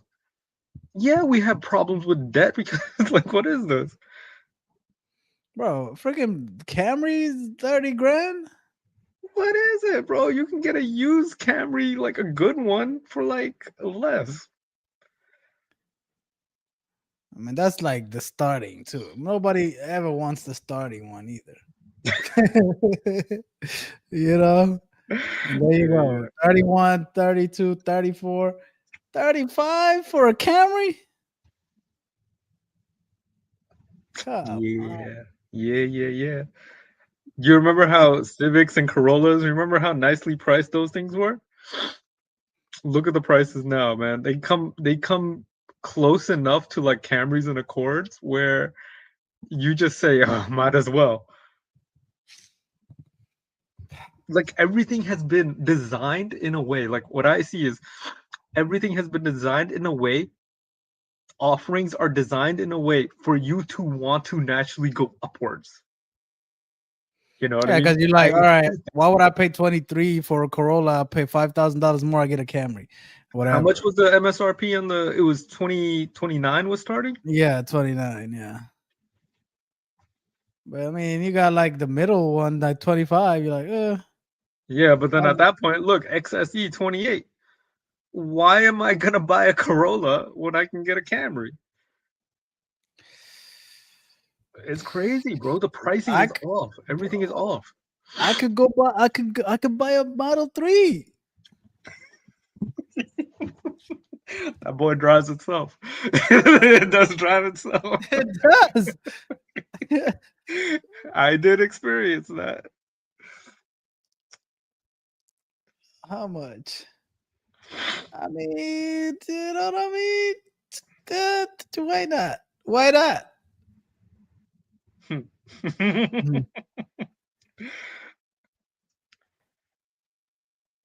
I can buy me a nice used one for like a year old. That battery's already charged too. Yeah, boy. Really.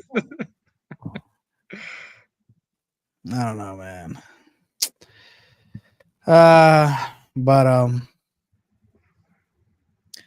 yeah, I mean, I kind of feel like covering these stocks kind of like, what am I supposed to do? I feel like I need to pivot or something about how to cover this stuff. Because on the show or in general? Yeah, like on the show, because it's like I feel like we're in a weird spot with the stock market right now. You can't explain nothing. No. Everything is high. Everything is high. And it'll go higher or it'll go lower. I don't know. I just feel like it's all a game. I don't know. I think that it's gonna go higher. Gary is saying it will always go higher because the rich needs to put their money somewhere. That's his whole thing. I agree with that. If you don't have it, like they say, like the 401k is a very recent thing, right? I mean, I think it came about around in what, the 70s or 80s? Yeah. Okay. They say that even if you were to eliminate that, like you are going to go into like financial ruin in the nation. Okay. The wealthy and having all their money tied up in stocks, it's not like Elon Musk has 15 billion sitting in the bank account. It's all tied up with stocks. They need the performance. So we really need to prop this up. It's not even that. It's not even that. If you have $1 billion in the market, right, and you get 10%, what's a billion? What's 10% of $1 billion? 100 million. That's 100 million, bro. Hold up. That's 100 million. Listen, Yeah. when you get that 100 million, you're not gonna buy. You already are rich. If you have $1 billion in the stock market, you already have your house. You already have your. You're not gonna spend 100 million. Oh shit, we got Kia over here. What's Kia got to say? Why are you guys talking shit about the king? He's talking about Elon, man. He's a big Elon boy now. He's a big Elon boy. Tesla boy. Bro, that billion, right? 10%, 100 million. When that person gets the 100 million, guess what? They're not gonna buy anything with it. Mhm. Even if they spend 10 million, the 90 is gonna have to get invested. Yeah. You see, and it's not just that, it's everything else. It's the people that own the apartment complexes and all the rent money that comes in. Guess what? If I'm already wealthy, what am I gonna do with all that rent money that's coming in? I have to put it somewhere. So I'm gonna either buy another apartment building or I'm gonna buy a business. I'm gonna put it in the stock market because I don't know what to do. Mhm. Bitcoin, gold, silver. Yeah. This is the fundamental issue. Mhm. The You know- the assets like are with only like 0.00001% of the world. Yes. They don't spend it. They can't possibly spend it, bro. Okay, Elon Okay. Musk, man. You know, the question is like, let's think about this. Elon Musk, what has he really done with Tesla? Did he design it? He didn't design it. You got a bunch of engineers who created the product or created the motors. Like, what did he technically do other than just be the recipient of it and just like, putting money into it? You know what I mean? Did he really do anything? Like, is SpaceX really him, or is it the whole team that he has employed? It's really the team. It's not like he's saying we got to do this and we got to do that. You know what I mean?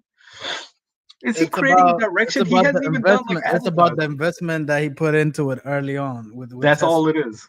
That's all it is. It's just money. He is bank, right? Is he truly a visionary in that way, or no? We had the vision Kia, for the, he had the what do you vision for the think? future. I mean, bringing the team together is one big step. Money is everything. He just went on Indeed.com. That's all it is. He didn't hire you, Kia.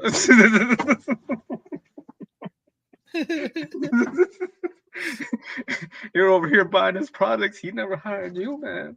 Now, Kia is a super cutthroat capitalist that, heartless. I get scared hanging out with him. He doesn't care about anything. Yeah. This is Kia's the kind of guy that asks for gas money when he drives a Tesla. yeah, he is. You go, oh, you going to the airport? I'm gonna need gas money. Yeah, man, he's gonna bring a coupon to the damn charging station.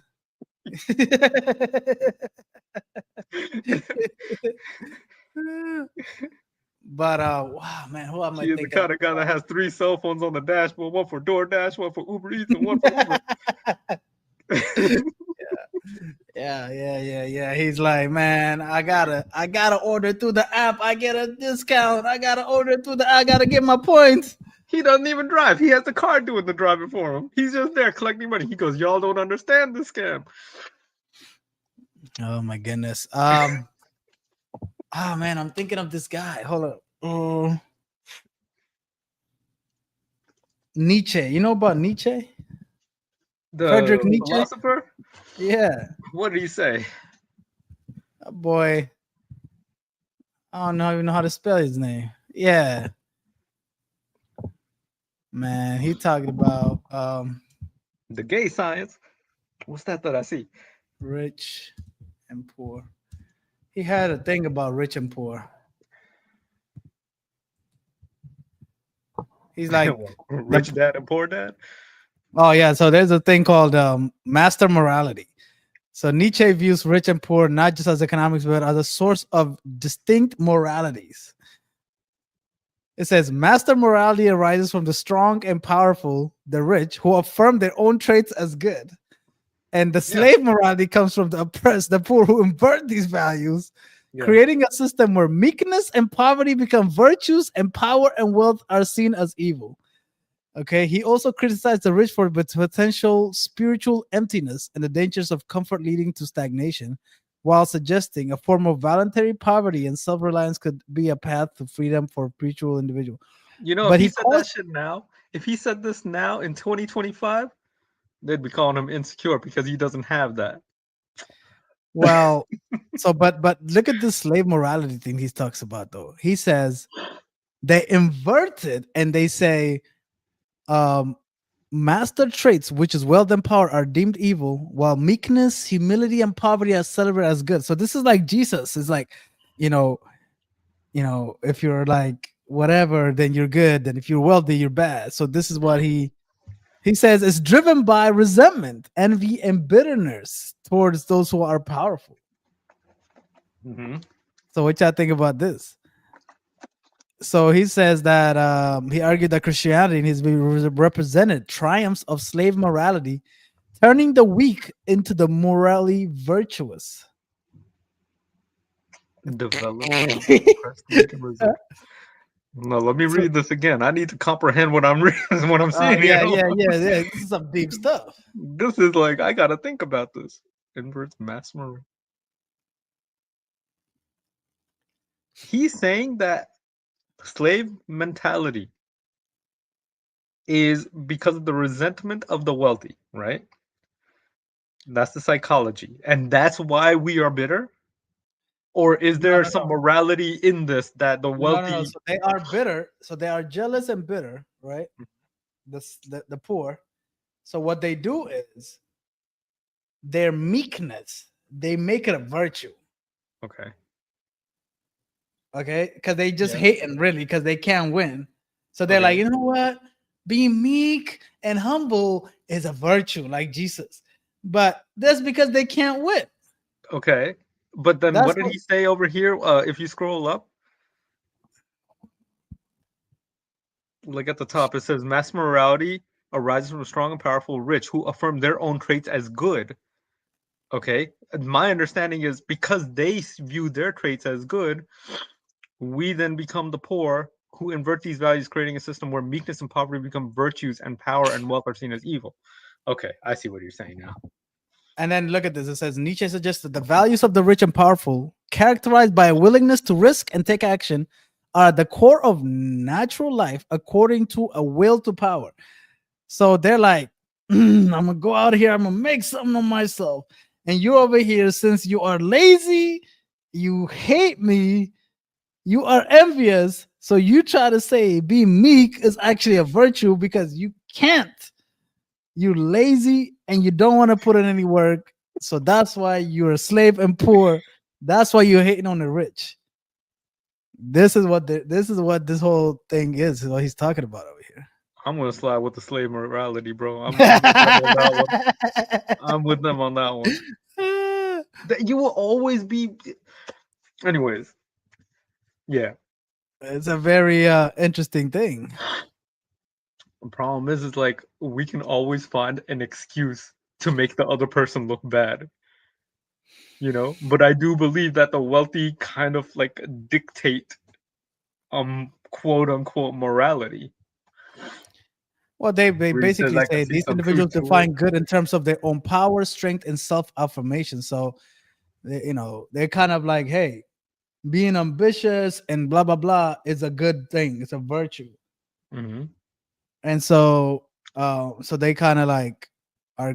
And then this will to power thing is another one from Nietzsche. If we live in a society then where the mass morality, the rich say, hey, this is the reason why y'all are broke, and then all the poor people collectively become rich, there has to then exist another level where they're going to create a difference, and the wealthy again will say, man, you guys suck. because you guys don't work hard. You see what I'm saying? You know what? This You is know what the always going rich to will be- say? If tomorrow, if all the money get split up between everybody the same way, Yeah. within a couple of years, it's gonna go right back to the wealthy because they are hardworking and they are, creative, whatever.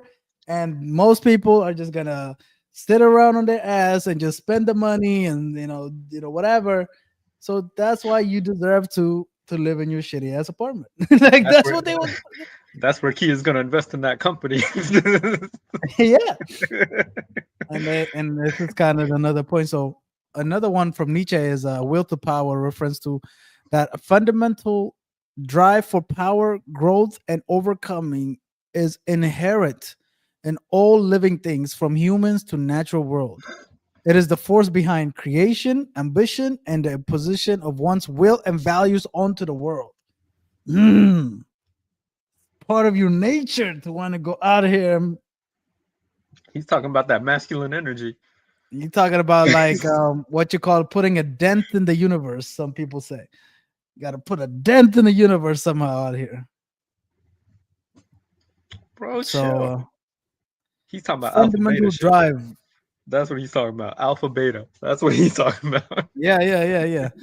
He's saying that. Anyways, but yeah, you guys should check out Friedrich Nietzsche. But he's the one that famously said, God is dead, but he ended up dying like a weird death. All these people die in a weird death. But yeah, he was mentally ill and all this stuff, and he thinks they think he was gay. He was never married. Nothing wrong with it, but yeah, I feel like that's gonna be a common problem with all the single guys that are coming up out here. Oh, they must be gay. he suffered a mental breakdown and all this other stuff, so he was kind of Yeah, going look at that crazy. picture, bro. You see how crazy he looks? Shit. That Ah, boy had a mental breakdown over there, bro. so don't listen to anything he says, man. He's a crazy guy. There you go, but there you go. Yeah, I think so tomorrow I think we're gonna do the Dollar General. No, Dollar Tree. We'll do Dollar Tree How, tomorrow. I think it's gonna be fun. how you gonna do it though? That was the question, right? Um What's I the mean, chat want to see? Like, how do you like? Do you like having a discussion about it, or do you like discussing the company, or talking about the money, or just kind of mixing it up, or having these discussions that me and Abe have? How do you want to do this? I think most people want to come here and be like, "Hey, can I make money investing in this?" I think that's what most people want to know. Go But it's ahead, very man. hard. You said something earlier in the chat. You were like, do people actually look at the numbers over here, in trying to do the analysis? I think I heard you say that earlier. Yeah. I'm only looking at the pictures, bro. I'm looking at that chart like, yeah, it looks good. And if I believe in it, I believe in it. I say I love the discussions. I think it's an interesting one to review. I mean, I think it's interesting because right now they say the economy is like going through a weird phase, and it's how the dollar store is doing is like indicative of like how the economy is doing. If like middle class people are Kinda going like to the an dollar inverse store thing. more, then that it shows that the economy is doing blah blah blah. But let's It's see like what one this of those does. things where it's like, the economy is bad when the dresses get longer and stuff like that. You know what I mean? You seen those Yeah, the tests? Dollar Tree is attracting both budget conscious and higher income shoppers. Like you see this already, like, yeah, I knew they were gonna say shit like this.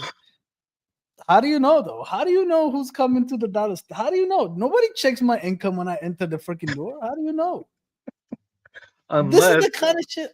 you know where this probably comes from? If you go onto the Chase app and it says it estimates your income, or if you enter in your income and then it sees all the transactions and probably sees Dollar Tree, Dollar General, whatever. Man, I don't know. I kind of want to know. How do you know? Mm-hmm. They probably do a survey. You know, they probably do a survey of like 200 people. This is how most of this stuff works. This is, I think, highly incorrect, assumptions based. This is why, like, But what is higher income? Like, higher income nowadays is like, like, what is it? dude, if it's You could have higher income, you already earmarked all the money. So it's like, yeah, 100K, 100K is not, I don't think that should be called a higher income these days. that's It crazy. can't do much for you. I am more into what y'all saying. No, I'm not looking for a number. I listen to how y'all explain it. Okay, yeah, all right. That's how you explain it. You're the professional, bro. I'm over. All right, man. Yeah, if you wanna, we'll do Dollar Tree tomorrow, and like we'll let Hassan be kind of like the chat, so he could ask me questions and stuff, and then we'll kind of break it down. I'm gonna say something stupid like, "Hey, we're gonna have to put the soil onto this dollar and let this tree grow." I'm gonna say dumb shit like that. We're Like, trying what to a make a tree dollar at? What a garden out tree here. at? I ain't never seen no Dollar Tree. Yeah, My I'm saying mama that, told me picking it up and putting it in money my don't grow on trees, but what the hell? Oh my hand. More into what y'all say. No, I'm not looking at the numbers. I listen to how y'all explain it. That's what's up. Let me see. Who started Dollar Tree? Ben Franklin? Wait a minute. D. Ben Franklin. The boy is on my $100 bill, Ben. Wait a minute. Oh, this RK. Well, how the hell you have a name RK? KR. It's not even R. Kelly, bro. It's like R. Kelly, KR Perry. Come on, man. Norfolk, Virginia. That's the white R. Kelly. That's R. Perry. The mall concept grew to over 130. I don't know how people can own 130 stores. Like, how do people do this? It's like, how do you open 130 stores? Isn't that crazy? You know, I worked at a place that they did that. They started up with 0. When I started, they had grown to like 80 stores, and they went up to 100, and this was all in the span of about 10 years. AT&T cell phone stores. Mm. You know that question Yeah. that you brought up, like how do these guys own like 50 Popeyes or things like that? This was one of those businesses where they have, like, probably now you probably have 100, 200 locations at this point of AT&T cell phone stores. Kia talking about I want to learn options. Man, you're gonna have to look I at don't know another much YouTube about channel, bro. options, honestly. Huh? Yeah, so he needs to watch another YouTube channel. He needs to log off this one and log on to something else. Yeah, I don't know much about options, honestly. I don't. They're very Options is dangerous. tricky though, bro. Options is Yeah. like I kind of get it. I kind of don't get it, but I have never done it. I kind of don't want to, you know. Yeah, you can hit big, but yeah. I'm taking a break from that right now. Yeah, he's feeling Elon Musk these days. But all right, guys, tomorrow we're gonna get into Dollar Tree. We'll see how the economy is doing through their numbers. It will be kind of interesting to see. We're gonna do like their latest, because since we're like late in 2025, we can do their quarterly instead of like annual. From Dollar Tree is the one that's in the big cities, right? Dollar General is the one that you see out in the country. we'll see. I think you're right. I think there's a difference in like who they target, Dollar Tree and Dollar General. And then I've seen some like out in the country, you would see like $2 stores side by side. What is it, Family Dollar and probably like a Dollar General or Dollar Tree? Dollar Tree had bought Family Dollar and now they sold it. They used to own it. How much they sell that for $1?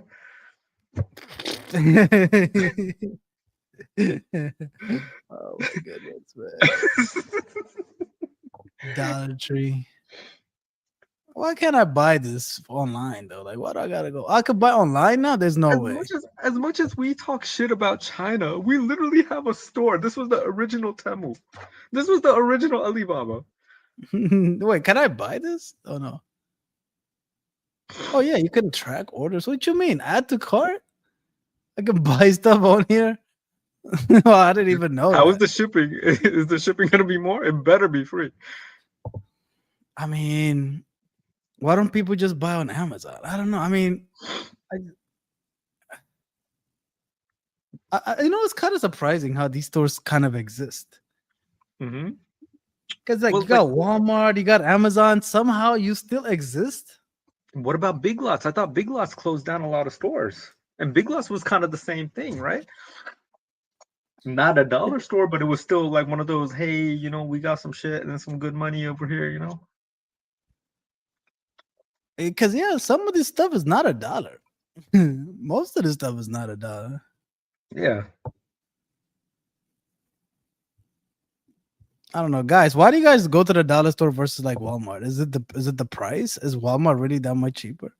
I mean, can I buy this somewhere else? That's what I'm saying. This is the original made in China. This is the original Alibaba and Temu. Like, that's it. Why do we have so much beef with China when they're literally funding our Dollar Trees? Look at that. I mean, look, Walmart's selling the same thing. $1.50. Yeah. I mean, It's I don't probably know. better quality at Walmart. Yeah. Stoneball Wall. $7, the cheapest they can find over here. I'm surprised there's no Amazon version of this. I don't know. I just Basics bowls. I think they do have bowls. Amazon Basics. Yeah, right. Honestly, convenience. They don't have long lines like Walmart. So if it's something simple you need, it's easy to just walk in, grab it, and go. Yeah, I think it is honestly convenience. They don't have long lines like Walmart, so some you need easy just walking. Yeah, I think it is sort of like I feel like you go to like the dollar store because like I need a toilet brush. You know what I mean? It's something that like it's a consumable. I'm tired of buying it new. I'm tired of spending money on it. It's gonna always break. Let me just get the consumable, low budget, whatever option. Use the fuck out of it and dispose of it. Yeah. I think they have like more of this stuff than other stores. And This some of shit. them have produce. Some of them have like vegetables and stuff. I remember. Yeah. going People there. do go like Yeah. a whole grocery shopping. Yeah. We're looking at bowls, book buyer, the bookkeeper. Yeah, we're looking at bowls. We got somebody from Twitch. Man, this is like our first person from Twitch. They got to get online and introduce themselves. Book buyer, the bookkeeper. We're gonna cover Dollar Tree tomorrow, guys. I don't know, man. Like, we just looked at their thing, and bro, like, can you believe Dollar Tree's worth $17 billion? Like, they got 17 billion in inventory. That's $1 in inventory. $17 billion. Dollar Tree, bro. Like, isn't that crazy? They got 15,000 stores. There's no way. Holy crap. Oh my god, 15,000 stores. Dog, 24 distribution centers. This is a logistics thing over here. This is a logistics. Like, look at that. 48 US and Canada. I think that's as much as like subways. There's like 20,000 subways around the world. So I was just watching a trade guy and he's really excited about the weed now. What? What weed? Who you A got trade weed? guy. Oh, maybe he's talking about a weed stock. I don't know, guys. KB Toys? No. Hold on. 1991, the corporation made a decision to focus exclusively on the expansion of dollar stores after selling KK stores to KB. Do you all remember KB Toys? I used to shop here. It's not like my parents ever bought me anything, but like KB Toys was the toy The weed store. stock market? KK Toys? KB Toys, yeah. This was the original mall toy store, and then Toys R Us, and then Toys R Us got beat up by Walmart and Amazon. I mean, toys are like a different thing because you know you kind of want to look at it. Um, but we'll see, man. I'm kind of excited about it actually to kind of see how. I'm kind of blown away. 15,000 stores. Look up some of these weed stocks, man, because I looked them up a while ago, and I haven't seen them since. You know, I haven't really I looked don't at think they're it doing since well. I then. don't think that.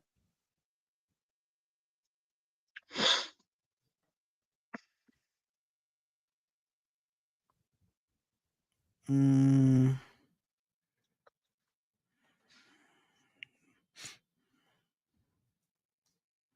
stock.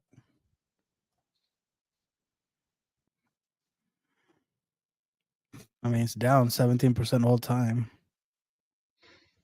Past year up 10%. I mean, I've never really seen anybody be like going crazy over weed stocks. What is We just Celestica Inc. on the side? We know Atkins Realis is not a weed company. We know that one. the stock guy said that they are showing a pattern where it will likely have a huge uptick in the next year or two. I mean, that's so vague. Like in the next year or two, that's such a huge horizon. Like, are we Like, talking then about like CBD? You know, the thing is like that I'm not over here like trying to dismiss the comment here and weed and all that. I'm not doing that, but you know, I remember like last year I was like hearing quantum is the way to go. All right, oh, we're gonna have quantum computing, and I kind of looked it up. I didn't look it up like really in detail, but I don't think it has operated that way. damn. You know what I mean? Look at this one. This one has lost 99% of its value from all time. Like, I mean, I'm surprised because all I know is he was super happy, but he also only invested $500. I like that comment. I like that comment a lot. Look, I mean, You know what? First off, I want to thank you for commenting and contributing to the stream. All right, because this is kind of what keeps it like, you know, I like this stuff.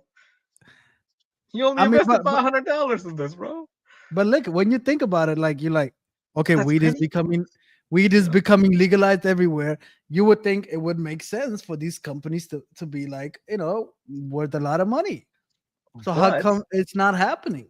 this goes back into Pelosi stocks and things, because once they create the whole thing saying, "Hey, we got a law that we're going to be passing soon. These cannabis companies are going to take off," then that's when you invest. That's where Pelosi stocks come in, the Pelosi picks.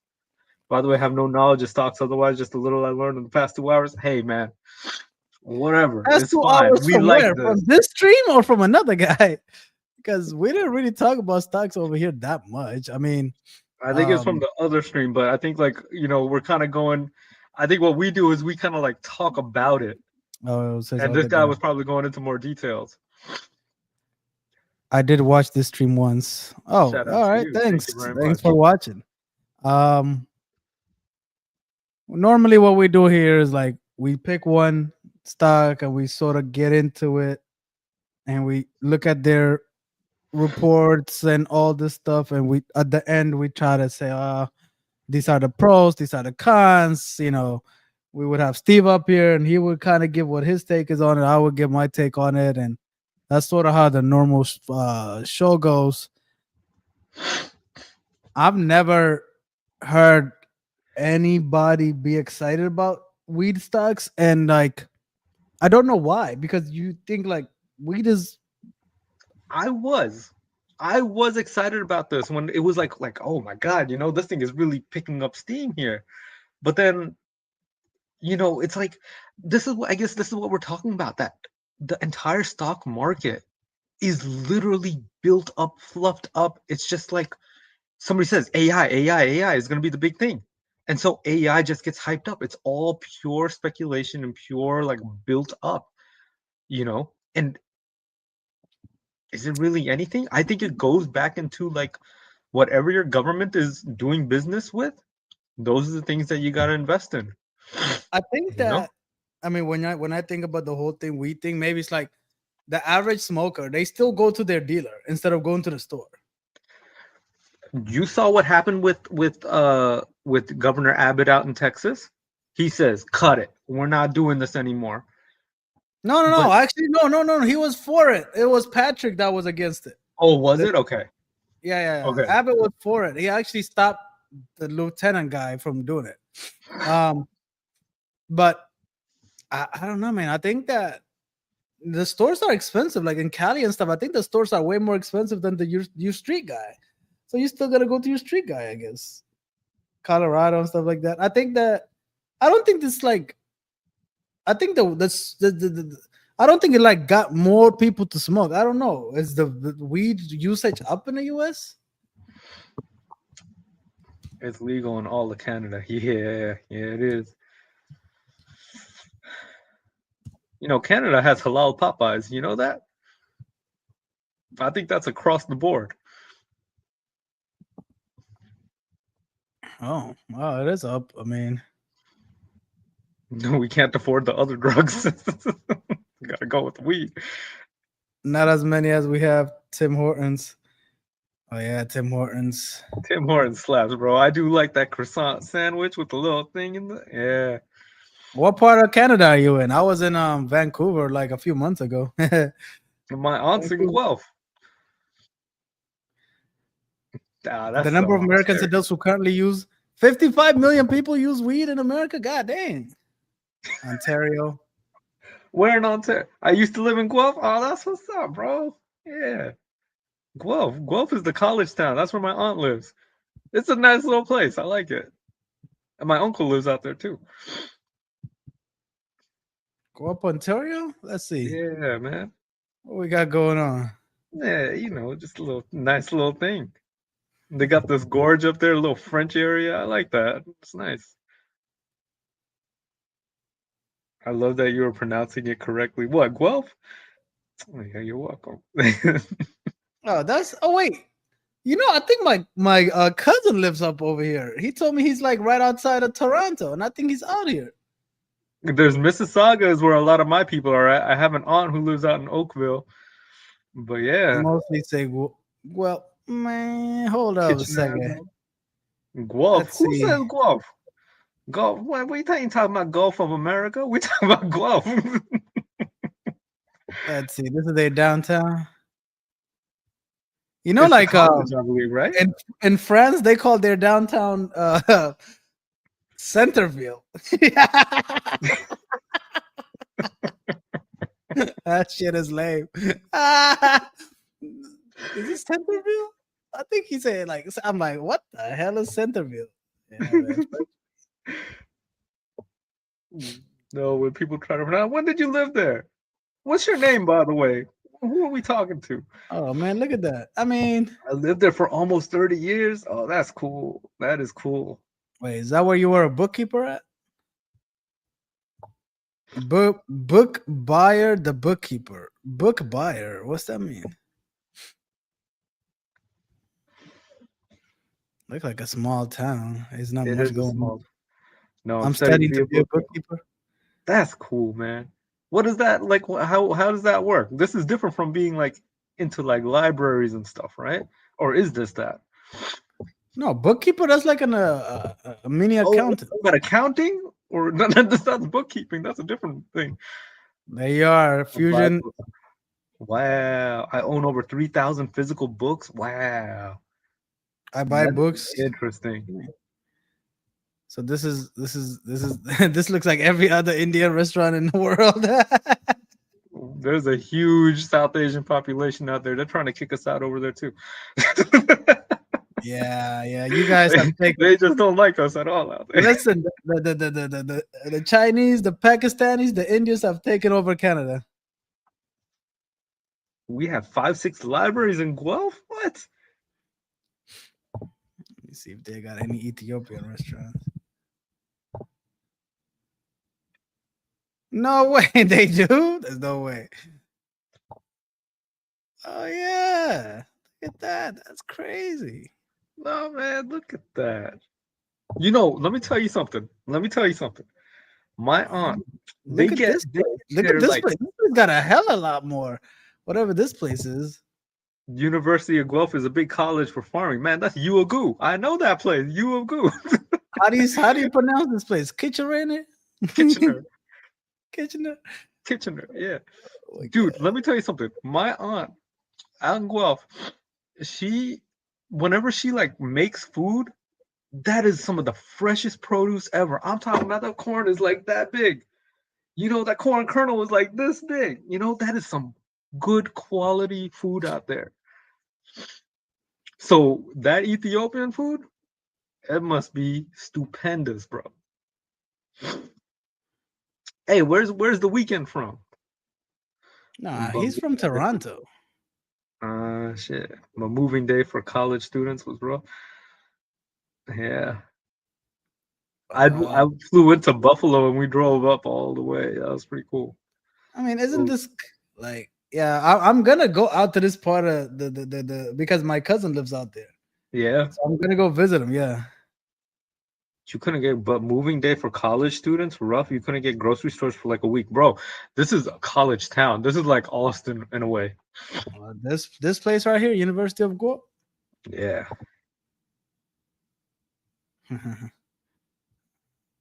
Look like every other college. Well, they do have some nice buildings. Yes, they do.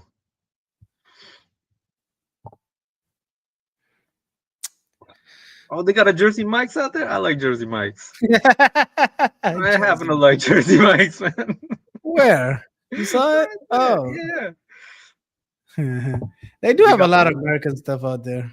They got what is the pizza place that we used to go to out there? They got Swiss Chalet. They got another pizza place. I forget the name. Yeah, bro. The Calcutta Club. Canadian Tire, yeah. East Side Mario's was my favorite. Oh, they do got a Jersey Mike's. Oh, they got them East Side Mario's. Oh, there it is. Hey, this person is not bullshitting us. Home of all you can eat. Oh, this is like a Sissy's. All right, East Side Mario. I'll tell you what. I sometimes feel like Canada is more American than America.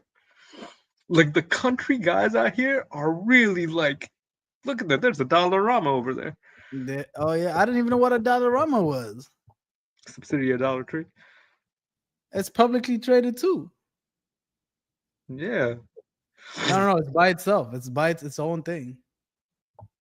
That's interesting. Oh shit! Wait, there's a Popeyes. What is this? Their Popeyes is all halal out there, but this is a different Popeye. No! Look at this shit. Popeyes supplement. That plaza. We also had a Denny's. That plaza was 5 minutes drive away from my house. What? I guess I won't get into like what the address is, but like, where was it? Oh, quality toys and books. Look at this. They still got a toy store. Dude, Canada. Oh, Stone Square. Yeah. Stone Square Mall or something, right? Oh, Lizzie Shawarma. Yeah, you're welcome, guys. Farm Boy slaps. What's Farm Boy got? All right, there you go. That's College Avenue. Not the exact. I think my aunt was like somewhere near like Cartwright. What's this? CIBC. No, I hate the E at the end of center. What's it? Century? What are we talking about? What is Bro, Farm Boy? What's Farm Boy? That's what he said. Farm Boy slaps. Oh, that was back in the day. They started Farm Boy looks like grocery store. It looks like a Sprouts. Let me see. You know, we should have a whole thing of just us going through like the followers, like where do they live, and like we just start going on the maps and just start finding out things about their place. Farm Boy right there. Farm Boy. Oh, they got a deli. Okay, cool. It's all about the food. Look like a Whole Foods type of situation. That's what I'm saying. It looks like a Sprouts. We can use one of these things out here in America. I mean, I don't think it's that big of a place. It's kind of a small place. Mm-hmm. Well, so do people like go into Toronto a lot from here? I'm assuming. I think Or it's like do they about an consider hour drive. themselves like a greater Toronto, or are they kind of No, out of this no. I would say like if you have Toronto, Mississauga is like Sugarland. You know what I mean? And then this boy is just kind of like out in its own thing. Mississauga is that's where all of an my people hour? are at. Jesus, an hour Yeah, away? No yeah. way. Gulf is not GTA. We're talking about Grand Theft Auto or Greater Toronto area. Greater Toronto area. Oh, it's an hour away. Wow. Yeah. Hmm, Yep. interesting. All right. I don't Oakville, know I where think my is where cousin. like higher income people live, if I'm not mistaken. Who? Oakville. Oakville. Yeah. And then Mississauga is where a lot of my people are at. So that's where you're gonna see a lot more Pakistani places out there. Let me see some of these houses. Yeah, you see that? You see that? You know, Mhm.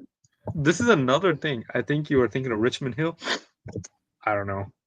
I don't know. Do they have Zillow in Toronto? Let me see. Go and Like check it's a out the real faraway estate. land. Like y'all got Google out there. Hey, I thought it was just an American thing.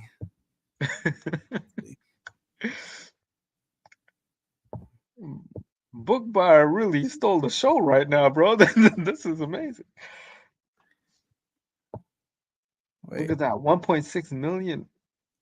2 million. dude, everything is million. What the hell? 1.1 for this weekend? Oh god, look at this. No way. No freaking way. This is 1.1 million for Low key, what? that's a pretty dope house. I like this. Come on, dude. 1.1 for this? That boy needs to get updated. Oh, that's cool. Oh, built in 1970, dude. Toronto had a real dip in 2020, but now it's mostly recovered. But I think, hey, I don't even know. Bookkeeper, listen, we can get a really nice house for 300,000 in Houston, Texas. Like, we can't do this, man. We're not doing this. What is that? Ooh, 492. Click on that one. That looks nice. where? The first one. This? Yeah. Yeah. What is No, this? that's 5.4. Oh, my bad. I thought that was the dollar sign. Look up Windsor, Ontario. Oh, Windsor. That's right. Windsor. Who are we talking to? What's your name, by the way? I need to know how I got to refer to they as. You gotta go on the other side of the water, other side of the bridge. You can call me Bookie. I mean, that's considered cheap. 500 for this 1,300 square feet. No, hold on now. This is right across the street from Detroit. Now let's look at what's happening in Detroit and what is happening here. It's not that close. Like, this is. Dog, this is close, bro. Oh shit! You're right. It's right That there. is Detroit. Wait. Yeah. On the other side of the border, you can get a home for like $20. The same home. Wait. Well, where's Toronto at? Wait. Toronto is up to the right. Huh? Hold on. I'm confused now.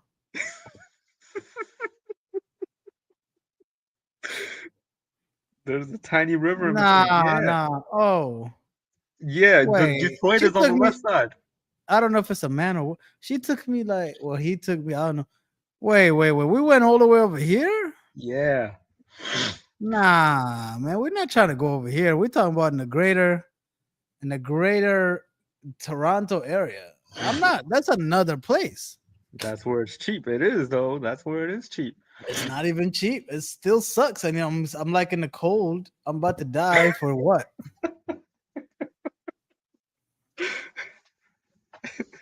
Go to Oshawa. Oshawa, did I pronounce that right? Or that could be either native or it could be Japanese. I don't know. Oshawa or Oshawa. Oshawa, Ontario. Actually, Windsor is south, so more worse. Windsor is like a tropical environment compared to Toronto. All right, let's see Oshawa. What we got? What we got? What we cooking? What the hell? One bathroom? Oh my lord. Man, y'all getting screwed out there. I swear to God, man. Y'all are getting screwed. I'm sorry to tell you, man. Canada, y'all getting screwed. Y'all getting screwed, man. Nah, son. Hell nah. I remember hearing this story where there was like I guess some kind of hurricane, some natural disaster happened, and so like Canada and a lot of these countries came together to build some houses out there. This is in a tropical climate, and Canada was building it up to like Canadian specs, so it's like the super built up for the cold out in the tropical climates. That's a typical house out there. This is how my aunt's house looks like. $750, dude. Yeah, welcome to O'Hare. Yeah, I mean, this is why, I don't know, man. This ain't gonna work. This ain't gonna work. Let's Look see. at how many homes are for sale, dude. Yeah, that is actually a lot. You're right. But look at that, man. Under 500K, you can't get nothing. What's the average pay out there? Average income. It's probably 50, 60K. You know, my It's a mom's house in Oakville is super small, bro. It felt This is a huge. townhouse, bro, for 500. Yeah. 30 to 50K is the average income. But how can you do this? Dude, I mean, we were talking about this earlier. It's everywhere. This income stuff and people unaffordable is everywhere, bro. Africa, Canada, doesn't matter where you live. Oh my goodness, I'll be depressed, boy. All right, let me just show you, bookkeeper. That's a wooden thing. You can load it up with wood. Just so that you could kind of feel sad. Roommates. Yeah, you gotta use Kijiji out there. I think that's their Craigslist. Kijiji. Let me show you what you could do for just 285 grand. This is what you can do in Houston for 285 grand. Big ass house. It's cheaper for them to get. It's cheaper for them to pay Trump that $100,000 for the green card, the citizenship, to come out here. Yeah, look, you can get a whole house for under 300 grand. All you choose. All you could choose, man. There's so many houses. Trump isn't screwing us directly. He is really screwing us. He is. I mean, but look at what you could get from but cheaper real estate. I mean, look at this. This is why people move to Texas, by the way. Guys, you could get a brand new spanking house for 300 grand. This is what Houston got to offer. For an uncertain future, I think we've all accepted that we might be catastrophically. I don't know about that. I think it's a little doomsday, but yeah, I mean, you want to go a little bit, you want to pay 450. Look at what you could get for 3,000 square feet of pure Texan wood built beautiful mansion. Oh man, I love the farm vibes, man. I need to live, laugh, love up there. I need a star. Hey, 500 grand, brand new house. Come on down to Texas. I want my baby. kitchen to say "eat" on the top wall over there. I want my kitchen to say "tonight we're cooking up 5-alarm chili." Oh, she's I don't know if it's a he or she, but she's saying I'm not coming down there. I don't care about your little house. I mean, look at this though. I mean, isn't this you get this sweet ass shit versus this? I remember you gave me so much shit when I said no. You gotta live in the suburbs. The suburbs are it, bro. Unfortunately. I mean, look. I mean, there's an insane amount of house for sale, bro. Look at that, $450,000. This right here. Just in general, in comparison. I mean, look at that. You get a tennis court. You get a swimming pool. Realistically, $450,000 for this. If we're talking about roommates, you saw how big those rooms are. You can legit have 4 roommates and live in this place. I don't know why this isn't more common. Is it common? I don't know. You don't feel like a grown up I if you currently if live you in have a a house that roommate. has 3-bed, 3 full bath with a fenced yard for $550. That's another thing. The fenced yard is a bungalow. I don't even know what that means, but this is 3,500 square feet of beer. Tex, look at this. This is like a dream house for some people. You know what I mean? You see that roof all the way up top? That's center point, man. You need to get that electricity, that air conditioning has to go up there. That foyer area, that living room area is so big. I need to get what was the one that went out of business? Dynegy, Entergy, what was that one? Enron. You need Enron for that too. Man, look at this, man. You know. Oh, let me tell you, Houston, Bungalow Texas. means 1 floor. Oh, 1 floor. I call that a 1-story. So main floor and the basement. Little to no stairs. No, I think Houston is the best real estate market in America by far. Not even close. Bookie, we don't even have basements out here. No, We don't do that. We say, But- nah, you're gonna use that space. NOLA, like, bro, like you get an old ass house for that same price. Mm-hmm. You know, NOLA is kind of overpriced for what it is, honestly. What about in the outskirts, like Kenner and Metairie and them? They don't build new houses, bro. I want to know how the old Cash Money Mansion is doing. Look, like this is 350. Built in 1962. It's nice, but I like it. Basements are super common here, bro. And those basements are all built up. They turned into like, it's literally like in New Jersey, New York, where every part of your house you can rent it out. Like my uncle, he used to live in like the basement apartment. Yeah, man, that's real common out there. Man, we've been out of here. Trailer homes have crawl spaces. Where are you gonna go? You gonna go underground? They don't build a lot of new houses out here, dude. That's what I noticed. There's no land out there. Otherwise, the only land that you see are all the sugarcane fields out in the If you put like if you go 2,000, to look how much house like disappears once you put like 2,000 as year built. You know. But look at this. This is $500,000, and this is a renovated one. You know, I don't think this is new built. New construction in Metairie. 2025. $450 for this? Come on, dude. $500,000 for this? Oh my lord, this looked like a container house.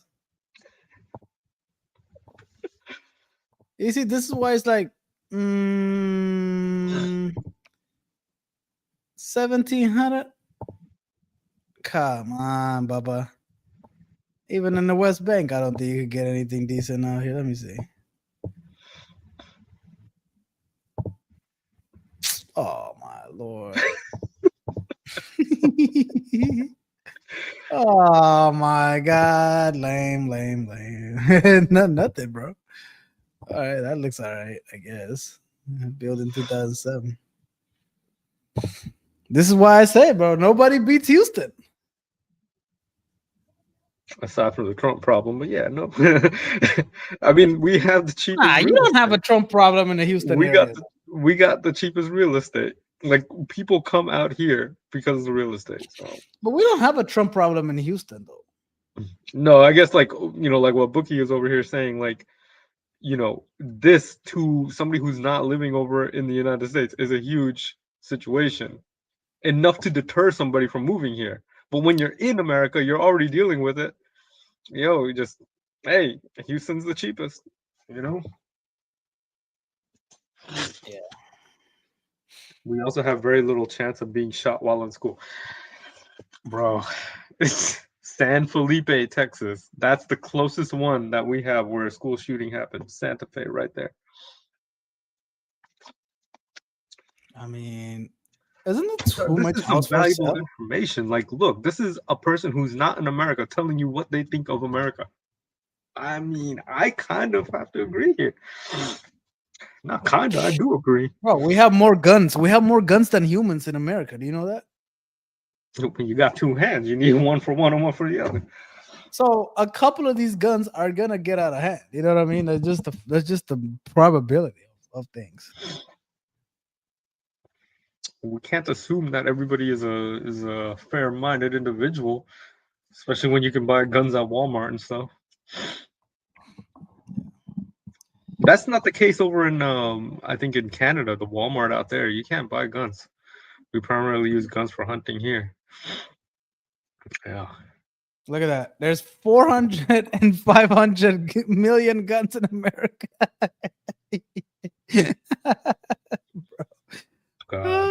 1.5 firearms for every person and approximately 1.93 firearms for every adult. Yeah, no guns in Wally World. Yep, they don't do that. I remember showing my cousin the video of Walmart's gun section, and they're like, "What the hell?" Yeah, household ownership, individual ownership, super owners. 52% of households have a gun. I mean, dude, like we are a gun country, okay? So yeah, you're gonna see Good some weird God, stuff. God, guns, government. Is that what it is? Gun, God, government. Yeah. Mm-hmm. And we have freaking polar bears. Polar bears are crazy, bro. They are some tough things. All right. I think it's time to wrap it up. We're about to hit 3-hour mark over here. Thanks, Bookie, for tuning in. Thanks everybody else for Come tuning in in. tomorrow too. We're gonna be doing what? Dollar Yeah. General. Appreciate you, Bookie. Man, you gotta click the Tomorrow we're bell gonna be icon for some notifications. yeah. Like and Tomorrow subscribe. we're gonna cover Dollar Tree, the stock. We're gonna see if they're making money. We saw that they have like 15,000 stores. It's Is that all? kind of crazy to me. Super crazy to me. I mean, like, yeah, you always know there's a Dollar Tree around, but you never think 15,000 of them are around. You know what I mean? Like, it's crazy. When you put it in perspective, you're like, God damn, that's a lot of Dollar Trees. Bro, I mean, if the accounting must be easy AF out there. This is all $1, $1, $1. oh my goodness, man. I don't know. I don't know if I want to own the Dollar Tree. Like, just the I would amount own of it. And just me talking about it. I'm sure it's a very good business and stuff. I mean, hey, 15,000 locations, you can't go wrong with that. But that's what you think they're doing well? I think they are. Just pure speculation. I think they are. I think to have 15,000 locations, I think for unfortunately, like more and more people are going to Dollar Tree. Yeah, I mean, I think they open 15,000 because each store is not that profitable, so they need 15,000 of them to kind of justify, because retail is like 5%, 10% profit margins. I think they probably are higher profit margin than Walmart. We'll see. I kind of want to compare them to Walmart to see like if they're more profitable or not. That's kind of what we're gonna get into tomorrow. We're about to hit 3-hour. Boom! We just hit 3 hours. Thanks for HJ for coming up, man. this is like when the ball drops in New Year's. We hit 3 hours, yeah. Man, that didn't feel like 3 hours, but appreciate you for coming on, man. Tomorrow, Of course, man. let's see if AJ is gonna come on. He might hop on for an hour or something. We'll see. Yeah. We'll see what's going on. Thanks for Bree for being here. San, we had Kia earlier. It's your boy AB. got we're gonna be Bookie. Can't streaming. forget Bookie. We got Canada represented here. Yeah, we got Canada even in the house tonight. So appreciate y'all for tuning in. I'm back, AB. I'm gonna be streaming daily. Gonna get into it. Yeah, man, we're gonna sign off. We're gonna do our signature sign off. This your boy AB. Hassan, H Jam.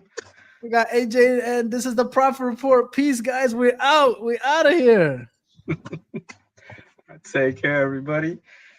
Mm-hmm.